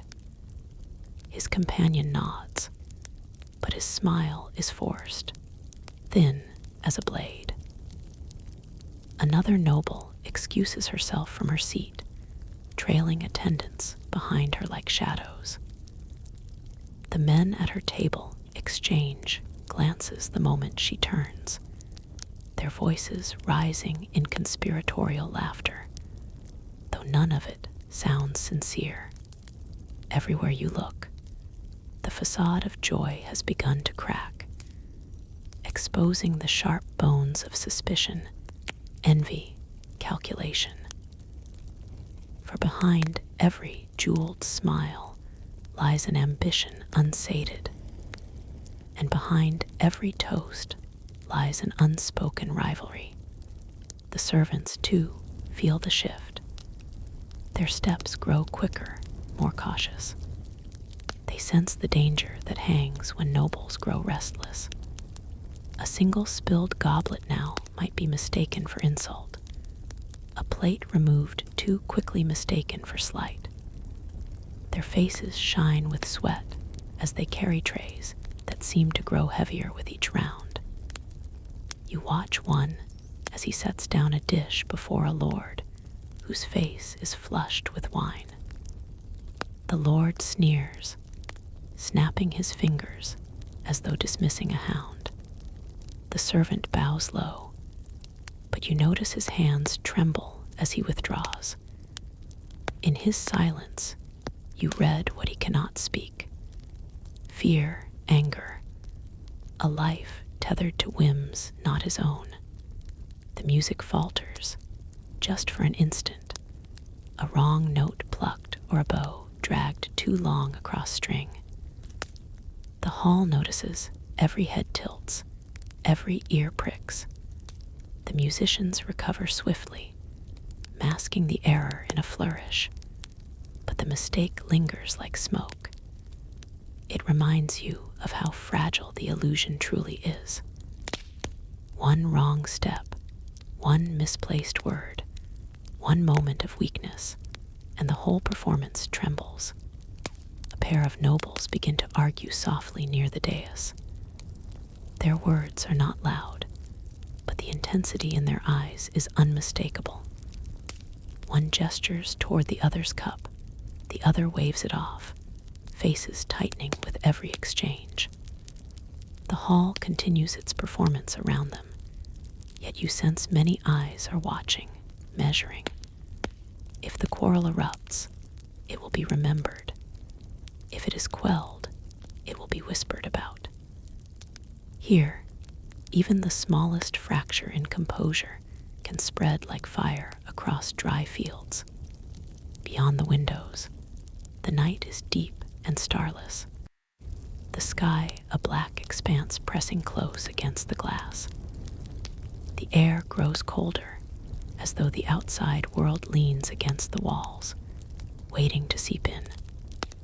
The torches sputter, their smoke curling in patterns that seem almost deliberate. The banners hanging overhead sway faintly, though there is no breeze. You feel a strangeness, as if the hall itself listens, as if it too waits for the moment when masks slip and truth emerges. A jester stumbles into the center of the hall, bells clattering, his painted face grinning wide. The nobles watch him with indulgence, though their smiles do not reach their eyes. He tumbles, leaps, sings, jests, but there is a bitterness in his tone, a sharpness in his wit. His jokes cut close to truth, too close. He mimics the nobles' laughter, their stiff bows, their loud boasts. Some laugh uneasily, others frown. One lord slams a fist against the table, but the jester only bows deeper, his bells jangling in mockery. For a fleeting moment, the illusion teeters. The nobles see themselves reflected in grotesque parody, and the reflection unsettles them. Yet, just as quickly, the music resumes. The laughter is forced back, and the jester is swept aside. But the unease he plants does not vanish. You sense it now in the way goblets are drained faster, in the way voices sharpen. A hunger fills the air, not for food, but for revelation. The feast is no longer enough. They want spectacle, drama, something greater than roasted birds and sweet wine. They want a story to carry away, a tale to tell tomorrow when the masks are tightened again. They want to see who falters, who rises, who dares break the script. And you feel with chilling certainty that the night will give it to them. At the far end of the hall, a heavy door opens. Silence ripples outward as every head turns. A figure enters, cloaked in deep velvet, face shadowed beneath a hood. The music falters again before hastily continuing. The nobles lean forward, curiosity sharpening their features. No servant announces the newcomer. No herald proclaims a name. Yet the very air shifts with their arrival, thick with the weight of expectation. The figure steps slowly across the hall, the hush deepening with each footfall. When at last the hood is drawn back, you see a face both familiar and strange, one that seems to belong and not belong. That carries the stamp of nobility, yet wears no jewels, no paint, no mask. Gasps ripple through the hall. Some whisper, others stare openly. The newcomer's eyes sweep across the gathered crowd, unflinching. In that gaze, you see no performance, no practiced poise, only something raw, unyielding. It is as if the very essence of truth has stepped into a chamber built of lies. And for a moment, the hall does not know how to breathe. A lady at the table drops her goblet, wine spilling across silk, but no one laughs. The servants freeze where they stand. The musicians' bows hover above strings, uncertain whether to play. The nobles shift uneasily, torn between greeting and retreat. For in this hall, power is performance, but here stands one who does not perform. And that alone unsettles them more than any jeweled rival could. The silence stretches, heavy and suffocating. Then the newcomer speaks, voice clear, cutting through the haze like a blade. The words are simple, unadorned, but in their simplicity lies their power. They speak of truth, of hunger, of cruelty wrapped in silk. They speak of how the tapestries hide the rot in the walls, how the goblets overflow while fields beyond lie barren, how the laughter here rings hollow when heard against the cries of those outside these gilded doors. The nobles flinch, shift, avert their eyes. Some scoff, but their scoffs sound brittle. Some attempt to laugh, but their laughter dies quickly. The performance cannot withstand the mirror of truth. The Lord at the dais rises, face flushed, voice trembling with outrage. He denounces the words, calls them blasphemy, madness. He raises his goblet as though to toast, as though to drown the intrusion in wine and cheer. Yet his hand shakes, and the goblet trembles. The mask is slipping, and all the hall sees it. The newcomer does not falter. They step closer, and with each step the hall grows quieter. They speak not with anger but with certainty, and in that certainty lies a force greater than jewels, greater than crowns. You watch as the nobles shrink before it, their masks crumbling, their laughter drying on painted lips. The servants, for the first time that night, lift their eyes. The hall has changed. The feast is no longer a feast. The masks no longer hold. Something has entered that cannot be laughed away, cannot be silenced with music or drowned with wine. The night has grown teeth, and it will not let go.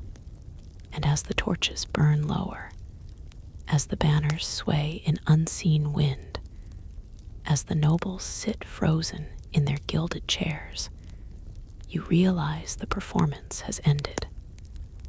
What comes next will not be a dance, nor a jest, nor a story stitched of gold thread. It will be truth, and truth wears no mask. The Lord at the dais grips the edge of the table as though to steady himself, his knuckles pale against the carved wood. His eyes dart across the room, searching for allies, for anyone who might rise in shared outrage. Yet what he finds are lowered gazes, half-hidden smirks, faces caught between fear and fascination. A single bead of sweat rolls down his temple, catching the firelight as it falls. The silence thickens. It is not the silence of obedience, nor of respect, but the silence of a crowd waiting to see who will stumble, who will rise, who will make the first irreversible move. The newcomer's voice does not waver. Each word lands heavy, echoing in the hollowness of the hall. They speak of things the nobles have long avoided, the cracks in the kingdom's walls, the hunger gnawing at villages, the sickness creeping through alleys. Their words strip away the gold leaf of the court and reveal the splintered wood beneath. It is not a plea, not a sermon. It is a reckoning. A noblewoman in a jeweled headdress attempts laughter, a brittle sound like glass striking stone. She raises her goblet, muttering about fools and jesters, but no one joins her. Her laughter falters mid-breath, and her jeweled hand lowers slowly, trembling. She glances about as though realizing too late that the court has shifted under her feet. What once was armor, mockery, wit, scorn has become weight, dragging her down. The jester, forgotten at the edges, tilts his head curiously. His painted grin remains, but his eyes gleam with something sharper, hungrier. He senses it too, the unraveling, the widening crack in the wall of performance. His bells jingle softly as he leans forward, waiting to see if truth will finish what jest began. The Lord at the dais raises his voice again, louder, desperate. He calls the intruder an impostor, a liar, a creature of shadows sent to poison loyal hearts. His words spill too quickly, too loudly. Spittle flecks his lips. The cadence of authority is gone. What remains is panic wrapped in ceremony. And the nobles see it. For years they have followed power, bowed to it, laughed at its jokes, and echoed its lies. But now they smell weakness. Weakness is blood in the water. One noble rises abruptly, the scrape of his chair shrieking against the floor. The sound cuts through the hall like a blade. Every head turns. He does not side with the Lord, nor with the newcomer, but simply stands, arms folded, eyes narrowed, weighing. His silence is more dangerous than words. Others shift in their seats, uncertain whether to remain statues or join in. The balance teeters. The newcomer speaks again, their voice steady, unhurried. They do not match the Lord's volume. They do not need to.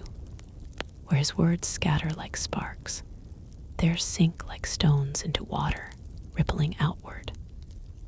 They tell of nights when torches burned low in villages while the palace feasted, of hands blistered from labor, while jeweled fingers lifted nothing heavier than a goblet.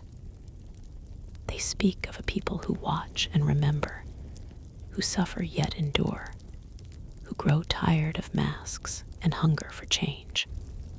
Murmurs ripple through the hall, quiet at first, then louder, like the rustling of leaves before a storm. Some nobles glance at each other, lips tightening in thought. Others avert their eyes as though afraid of being seen listening. A few lean forward, caught in spite of themselves, compelled by the rhythm of honesty. The servants stand utterly still, their trays trembling in hands unused to stillness. They have long been invisible, but now, for the first time, they witness a crack wide enough for them to peer through. The Lord pounds the table, the echo hollow. He shouts for guards. His voice cracks. No guards come. The doors remain closed, the shadows unmoving. The air grows colder still. The torches sputter, their flames bowing low. You feel as though the hall itself denies him. Another noble rises, this one with lips curled into the faintest smile. He toasts the newcomer with a goblet, though he does not drink. His voice carries across the hall, oily and smooth, speaking of bravery, of honesty, of words worth hearing. But his eyes are sharp, measuring. He does not pledge loyalty. He does not declare rebellion.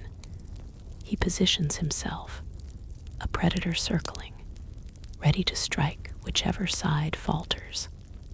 Others begin to follow suit, some with murmurs of support, some with cautious silence, some with sly glances that reveal their minds already racing with schemes. The Lord grows red with fury. He shouts of treachery, of betrayal. His crown tilts slightly as he slams his fist down, and the sight, so small, so human, so flawed, shatters the last of the illusion. For years he was untouchable, divine by performance, unshaken by human error. And now, before all eyes, his mask slips. The nobles see a man, not a god. A man cornered. The newcomer does not smile, does not gloat. They simply stand unadorned, as though the truth itself requires no embellishment. The silence that follows is heavier than thunder. And then, quietly, from somewhere among the servants, a sound rises. A single voice, low, trembling, but unmistakable.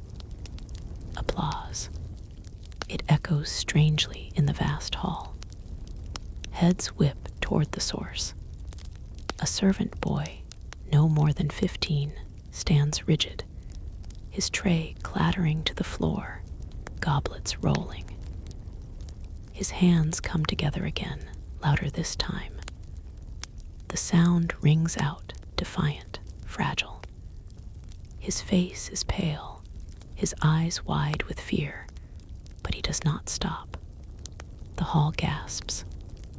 A servant has broken the order. A servant has spoken without words, and the words are louder than any noble's.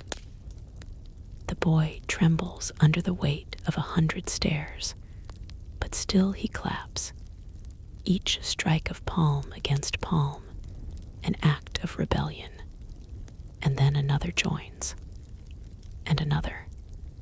Soon the servants' applause fills the hall, uneven, shaky, but undeniable. The sound reverberates against stone walls, against banners heavy with dust. The nobles shift, some furious, some bewildered, some silent with dawning realization. For the first time, the invisible have made themselves heard. The Lord screams, his voice hoarse, ordering silence, demanding obedience.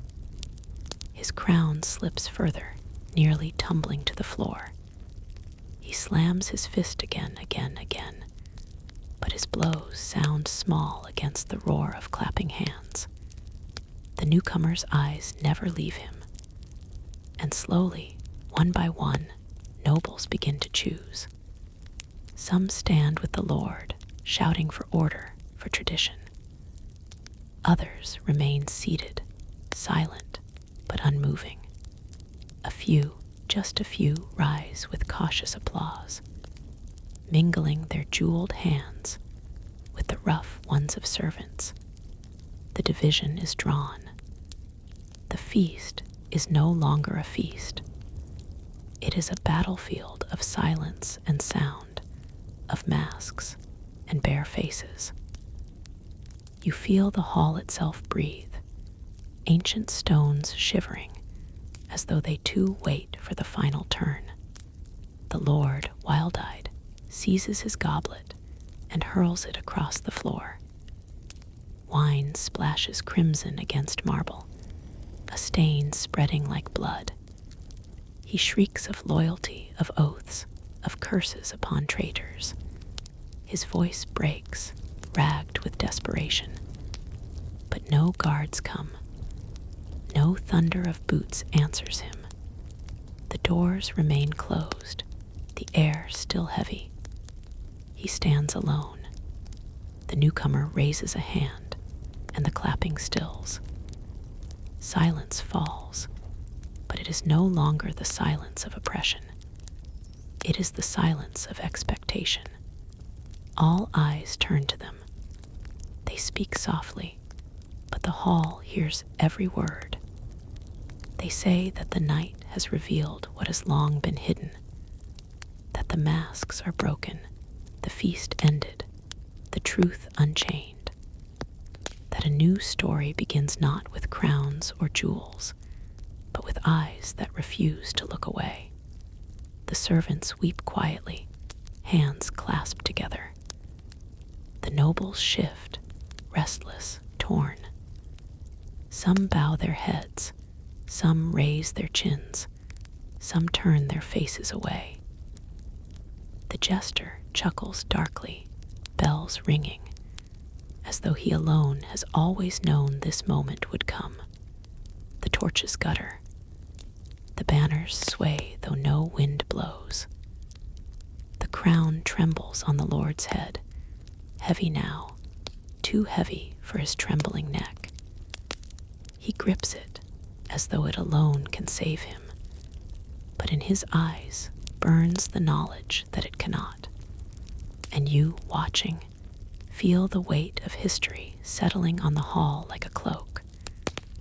Whatever comes next will reshape all that follows. The feast has ended. The performance has died. Only truth remains, and truth demands its due. The hall quivers with stillness, every breath drawn as though it might be the one to shatter the fragile balance. The Lord's chest heaves, his breath ragged, crown askew, eyes darting like a hunted beast. He has spent his life mastering silence, bending it, commanding it, yet never has silence been his enemy until now. This silence belongs not to him, but to the people he once thought shadows, servants, nobles, and something deeper, something unseen. The newcomer does not move at first, letting the weight of the moment press harder upon all present. Their stillness is an answer to the chaos, a mirror reflecting how small the Lord now appears. At last they step forward, each footfall echoing softly, but carrying like a hammer blow through the chamber. With every step, the nobles lean forward as though tethered to an invisible cord. Even the Lord steps back slightly, though he tries to disguise it as a repositioning of his stance. You clutch the crown, the newcomer says, voice low yet resounding. But the crown does not clutch you. It was never yours to own, only to serve. Yet you clung to it, called it power, called it divine, and forgot it was merely a circle of metal upon a mortal brow. The Lord's mouth opens to retort, but no sound escapes. His tongue feels swollen, his throat dry as ash. For the first time, he cannot find words. The nobles see it. They watch him falter, watch his mouth move like a fish gasping, and they realize the illusion has cracked beyond repair. The servant boy still stands, hands red from clapping, chest rising and falling in terrified rhythm. He dares not sit again, for he knows to lower himself would be to vanish, to erase what courage had carved. His eyes dart to the newcomer, and the newcomer nods once, almost imperceptibly. That nod is a promise. The boy straightens his spine. The jester, crouched at the edge of the dais, rolls a small bell between his painted fingers. His voice drifts across the chamber like smoke. How curious. For years I've jangled, danced, capered, and all laughed because laughter was safe. Yet tonight the hall listens to silence and truth with greater hunger than to any jest. Perhaps the fool was never me. He lets the bell drop. Its chime is soft, but rings louder than a drum. The nobles shift uncomfortably. Some mutter prayers beneath their breath, as though old gods might intervene, as though shadows might swallow the scene and restore the known order. But no gods answer. Only the crackle of torches, the steady heartbeat of silence, and the quiet, unyielding stare of the newcomer. One noblewoman, draped in velvet, so heavy it nearly anchors her to the chair, rises slowly. Her jeweled fingers tremble, not from fear, but from the weight of decision. Her voice is clear, steadier than expected. "If words are to be weighed," she says, "then let deeds be weighed as well. Tell us, stranger, what would you do with a kingdom so frayed? Tear it apart, or bind it anew?" The hall seizes upon her question like a drowning man seizes rope. Eyes flash toward the newcomer, eager, fearful, desperate. Even the Lord stills, clinging to the hope that the question might expose weakness, reveal nothing but fire without foundation. The newcomer answers without pause. "Tear apart what is rotten, mend what still lives. Let those who feast upon suffering be cast into the cold they have ignored, and those who labor unseen be given place at the table. Not all will survive such change, but neither will the kingdom survive without it." The noblewoman sinks back into her chair, lips pursed. Her face is unreadable, but her silence speaks. She will watch, she will wait, she will choose when the tide is clear. The Lord finds his tongue again, shrieking, "Treason! This is treason plain and simple. Do you not hear it? Do you not see it? This creature speaks of tearing apart your homes, your legacies, your very bloodlines. You fools!" His hand shakes as he points at the intruder, his voice shrill, ragged. "Will you hand your fate to an outcast, to one who slithers into halls unbidden? But the more he rages, the smaller he seems. His crown slips lower, pressing against his brow, heavy with every syllable. The nobles exchange glances, some uncertain, some sly. They see a man unraveling, not a ruler unbending. The servants begin to move, quietly, subtly. They shift from the walls, from the shadows, standing straighter than they ever dared within this chamber. Their faces are tired, but lit with a spark long buried. They do not speak yet, but their presence alone is declaration enough.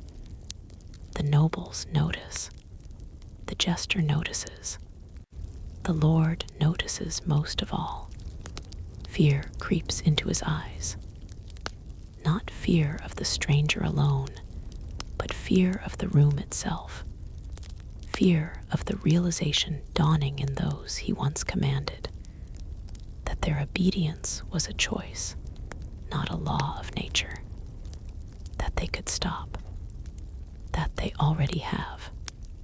"Leave my hall," the Lord bellows at last, though his voice cracks halfway through. "Leave it before blood must answer for this insolence." His hand goes to the sword at his hip, but the movement is slow, clumsy.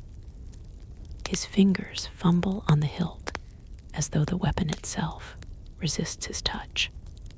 The newcomer does not flinch. They merely step closer, their shadow falling long across the dais. "You speak of blood," they murmur, "yet blood has already been spilled in your name. Do you think the stones forget the cries of the starving? Do you think the rivers forget the bodies they carry? You sit in a hall built upon bones and demand silence. But bones remember. A shiver ripples through the chamber. Some nobles cross themselves, invoking charms against spirits. Others lean forward, enthralled, as though witnessing not rebellion but prophecy. The torches sputter again, and the air thickens with the scent of smoke and iron. The crown finally slips from the Lord's head. It falls, clattering against the marble floor. The sound is deafening in its simplicity. A circle of metal, nothing more, rolling to a stop at the newcomer's feet. The Lord freezes, his hands empty, his head bare. He stares at the crown as though it were a severed limb, something that once defined him and now lies discarded. His lips tremble. "It is mine," he whispers hoarsely, but the words sound like a plea, not a command. The newcomer bends slowly, picks up the crown. They hold it in both hands, not placing it upon their head, not claiming it, but showing it.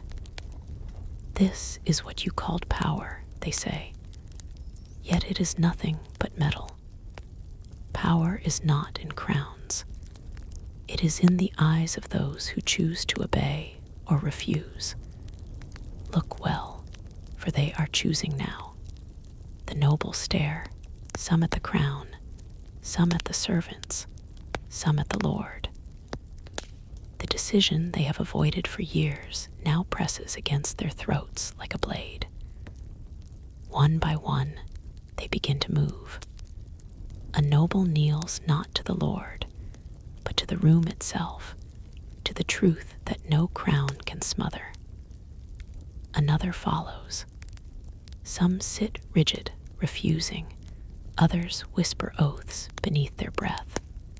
The servants step forward, joining the nobles not in kneeling, but in standing tall, in refusing to bow.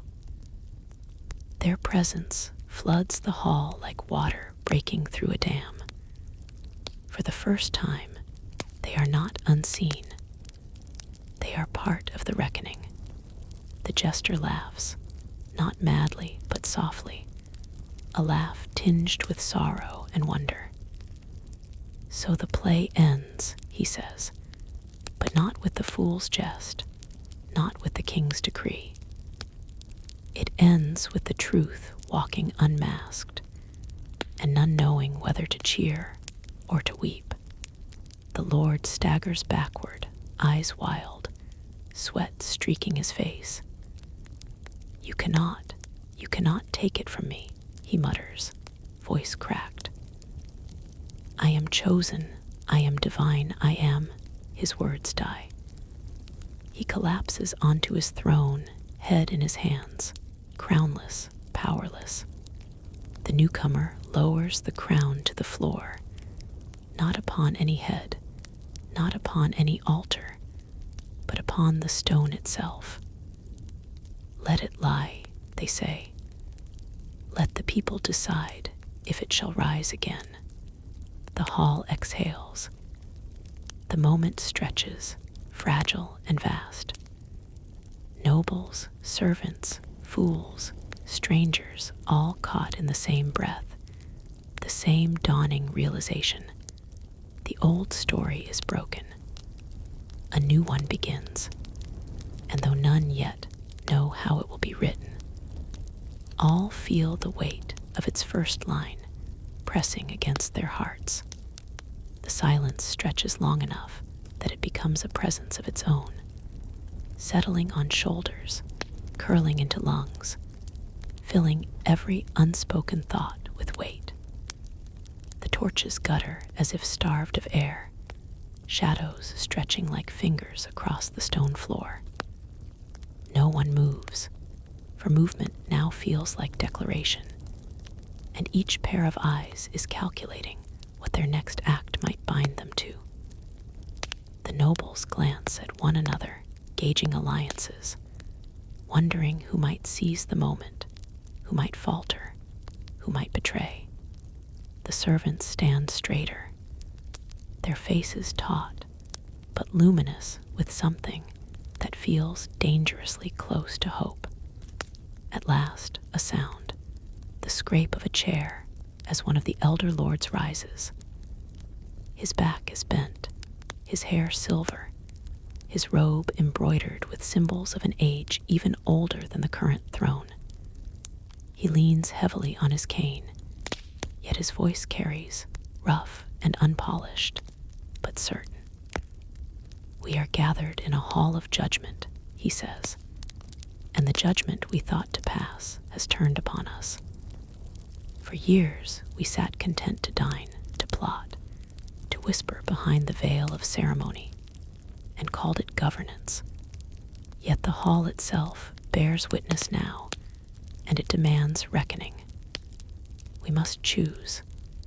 The Lord upon the throne jerks upright, face twisted with desperation. Choose, choose. His voice cracks into a high-pitched rasp. There is no choice. I am king, and this kingdom is mine. You swore oaths, all of you. Oaths bound in blood, in sanctity, in law. To break them is to shatter the very spine of this realm. But his words, meant to be thunder, collapse like damp wood on a fire. The nobles hear only panic, and panic is a weak foundation. The newcomer does not speak again. They simply remain still, crown resting at their feet, gaze steady and unrelenting. That silence, more than any shouted declaration, forces each listener to confront themselves. A murmur rises low, uncertain, but growing. A young nobleman, barely more than a boy, blurts out, "If the kingdom's spine is already broken, what good is clinging to the splinters?" He is silenced immediately by his father's glare, but the words cannot be unspoken. They hang in the air, dangerous, irreverent, yet honest. The jester tilts his head, bells at his collar, jingling faintly. And so the child sees clearer than the crowned. He muses, soft enough that only those near him hear. Still, the words ripple outward, carried by the nervous shifting of bodies, by the need for release. The elder lord leans on his cane again. "The oaths we swore," he says slowly, "were not to the man, nor to the metal upon his brow. They were to the realm itself, and to its people. If the man has forsaken both, then it is not we who break oaths, but he." The chamber hums with shifting loyalties. Several nobles bow their heads, not yet ready to speak, but unable to deny the truth taking shape before them. Others whisper furiously, calculating how to shield their fortunes, their estates, their bloodlines from whatever storm is breaking. The servants, emboldened, begin to move more openly. They whisper among themselves, exchanging looks of iron resolve. Some hold tools still smeared with the labor of the kitchens, the stables, the laundries. In their hands, even the simplest broom or knife gleams with new meaning. They are no longer invisible. The Lord upon the throne trembles, then lashes out. His hand snatches at his sword, and this time the blade comes free with a grating rasp of steel. He points it toward the newcomer, though the weapon shakes visibly in his grip. "You would unmake everything," he shrieks.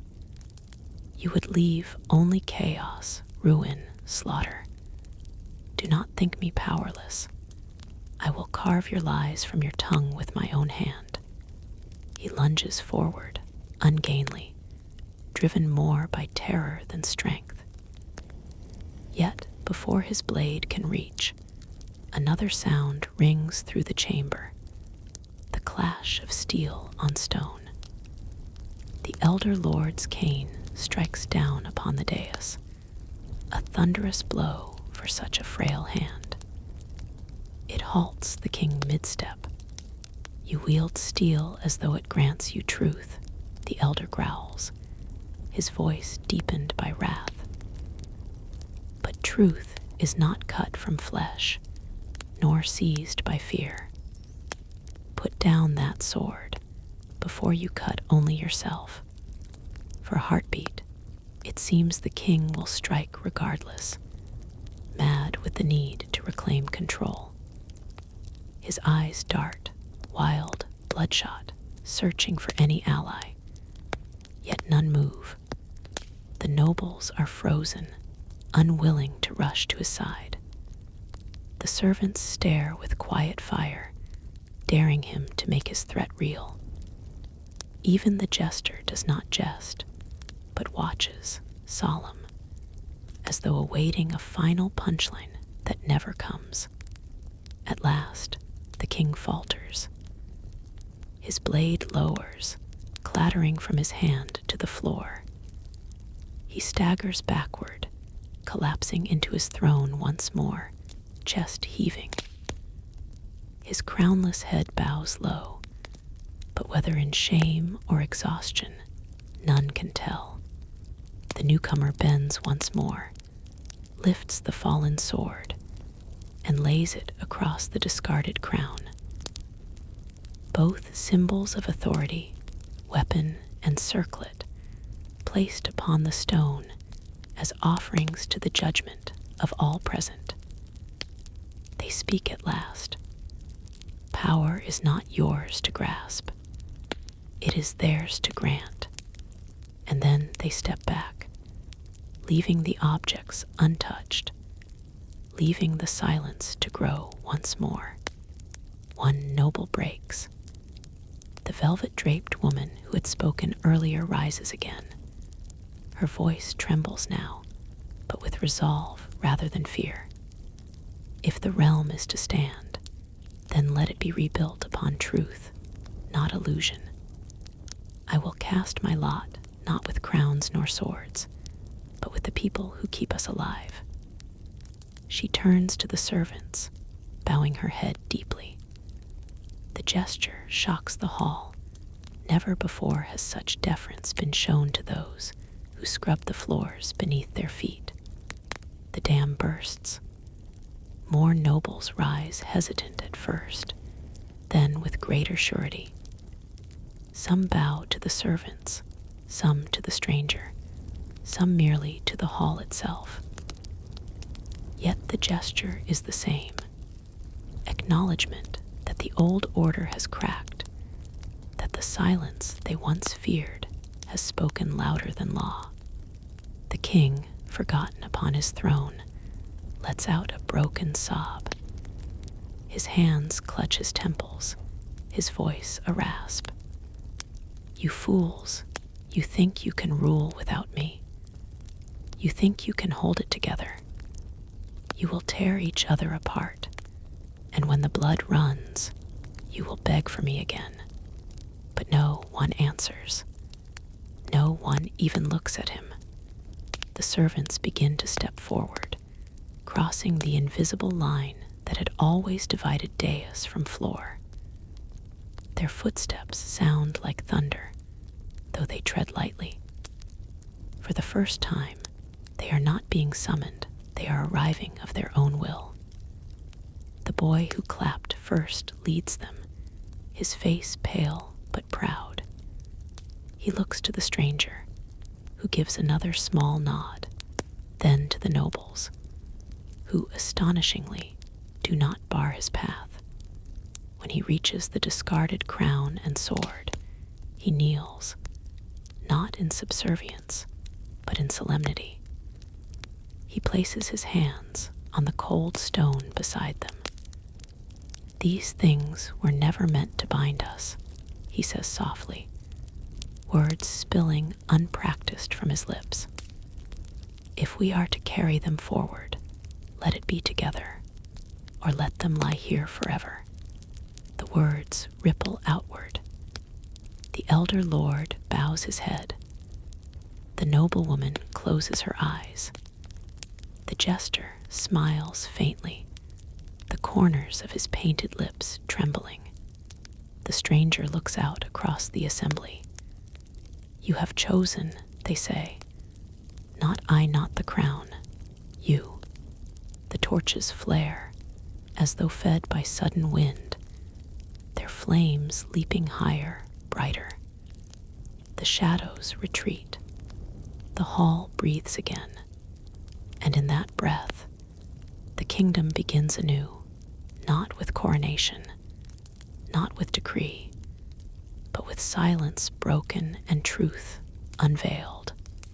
Yet even as the weight lifts, a new one descends, the burden of what comes next.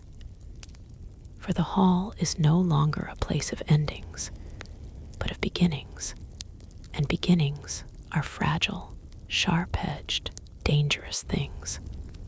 The nobles know this. The servants know this. The stranger knows this most of all. The crown and sword remain where they were placed, untouched, waiting for hands worthy to lift them, or for time to bury them in dust. And though the hall has decided this night, the realm beyond its walls is vast, restless, hungry. Word will spread like fire, and fire does not choose what it devours. The silence that once bound them is broken. Now they must learn to speak. The dawn came reluctantly. Bleeding pale light through high windows, still streaked with soot from torches burned too long. Dust hung in the air of the hall, motes swirling in the cold shafts of morning, as if reluctant to settle. No one had slept. Some nobles lingered, slumped in their seats, their velvet robes creased and wrinkled, faces gray with fatigue. The servants remained scattered across the chamber floor, unwilling to retreat to their old quarters, lest their presence be diminished once more to shadows. The stranger stood unmoving, as though carved from the same stone that bore the hall itself. Their eyes turned toward the east, where the light crept higher. The crown and sword still lay upon the dais, neither touched nor claimed, objects that had once commanded the fate of a realm, but now sat abandoned, as powerless as scraps of iron. The boy who had first clapped stood near them, his hands clenched tight. He had not spoken since his words the night before, but his silence felt different from the king's. It was not an emptiness, but a gathering, like water behind a dam. The elder lord leaned upon his cane, his knuckles white, the weight of his years bowing his spine, but not his will. The noblewoman's hair had come loose, strands falling into her face, yet she did not try to fix it. She only watched the servants, studying them as though trying to relearn the shape of the world.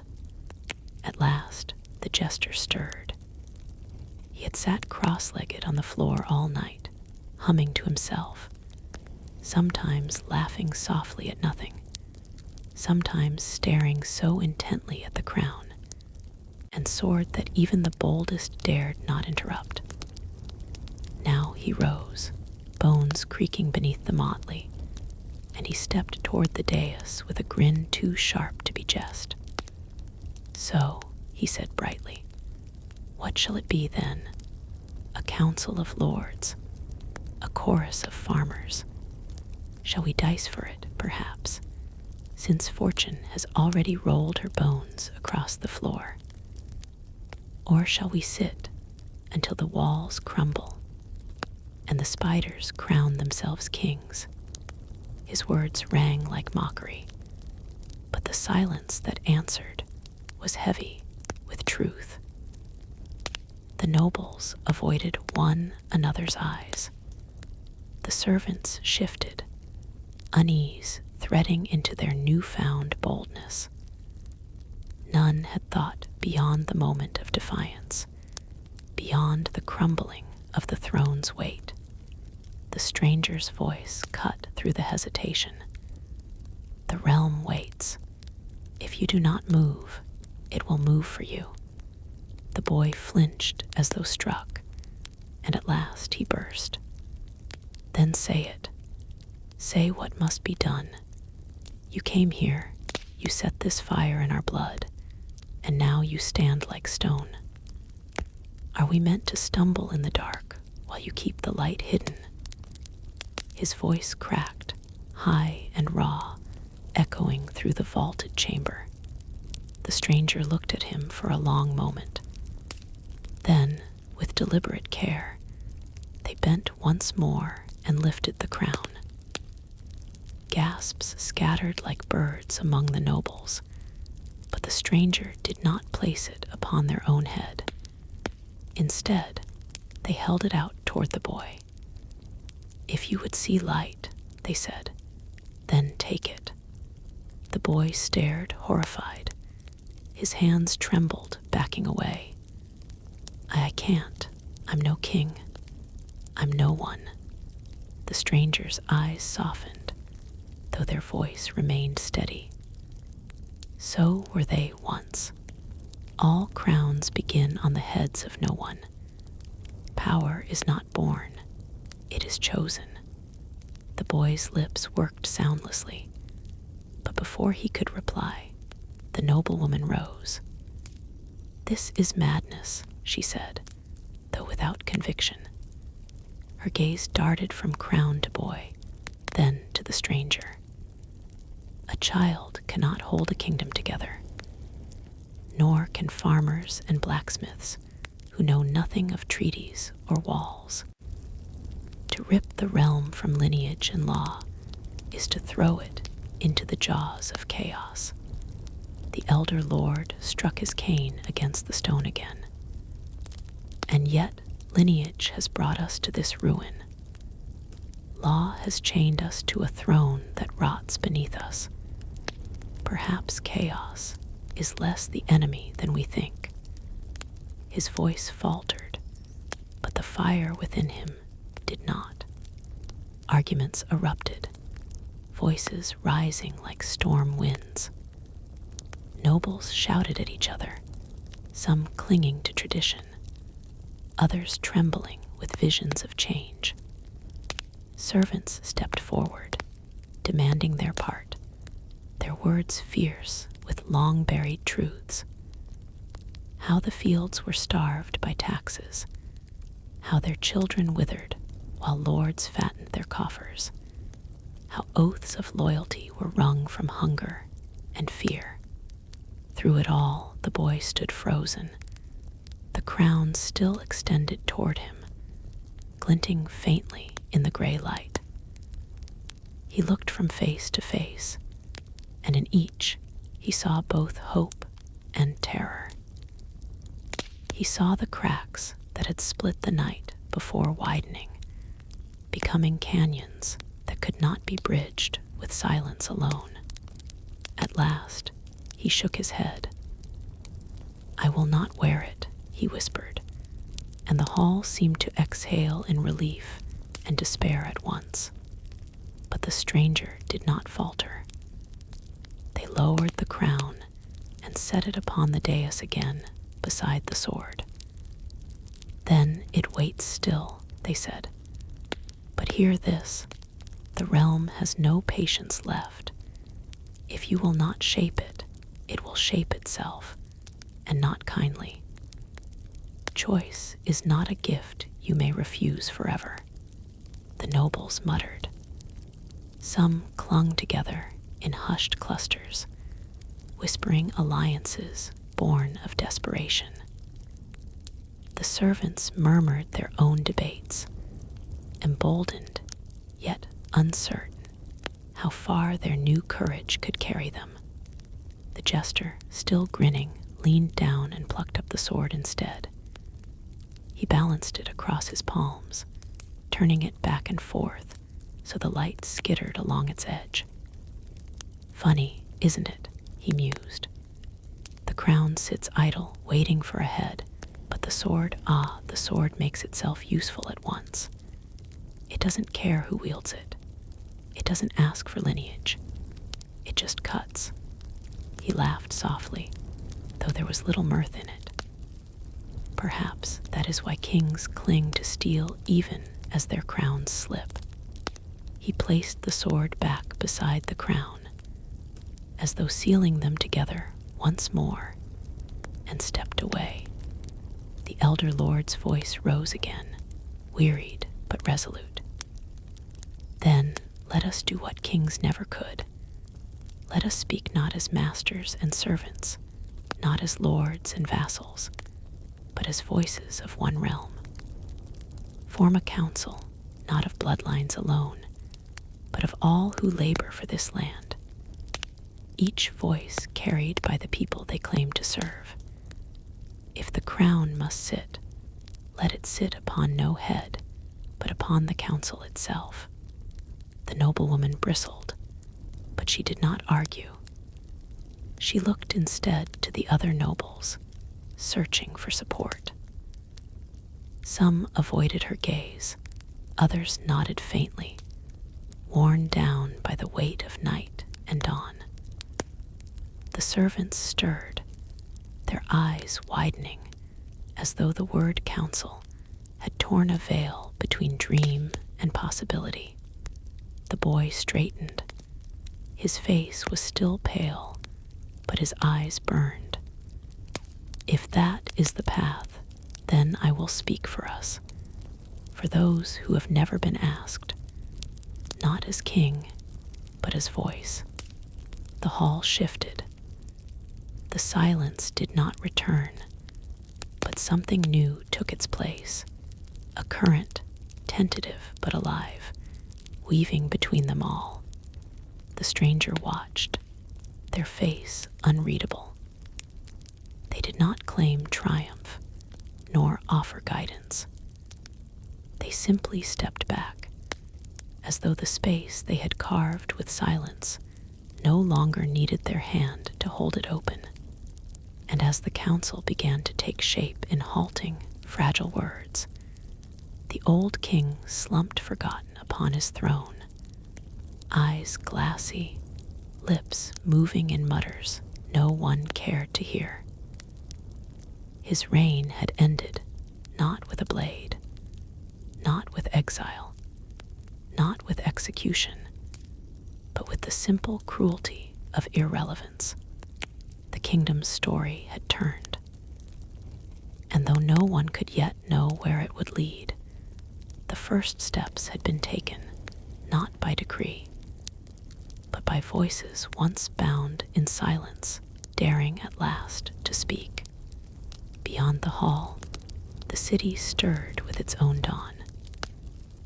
Merchants opened shutters, unaware of the storm already reshaping their world. Farmers led carts of grain through the gates, blind to the council forming in their name. The realm itself waited, vast and restless, for word to spill from these walls. The crown and sword lay side by side still, gleaming faintly as if listening.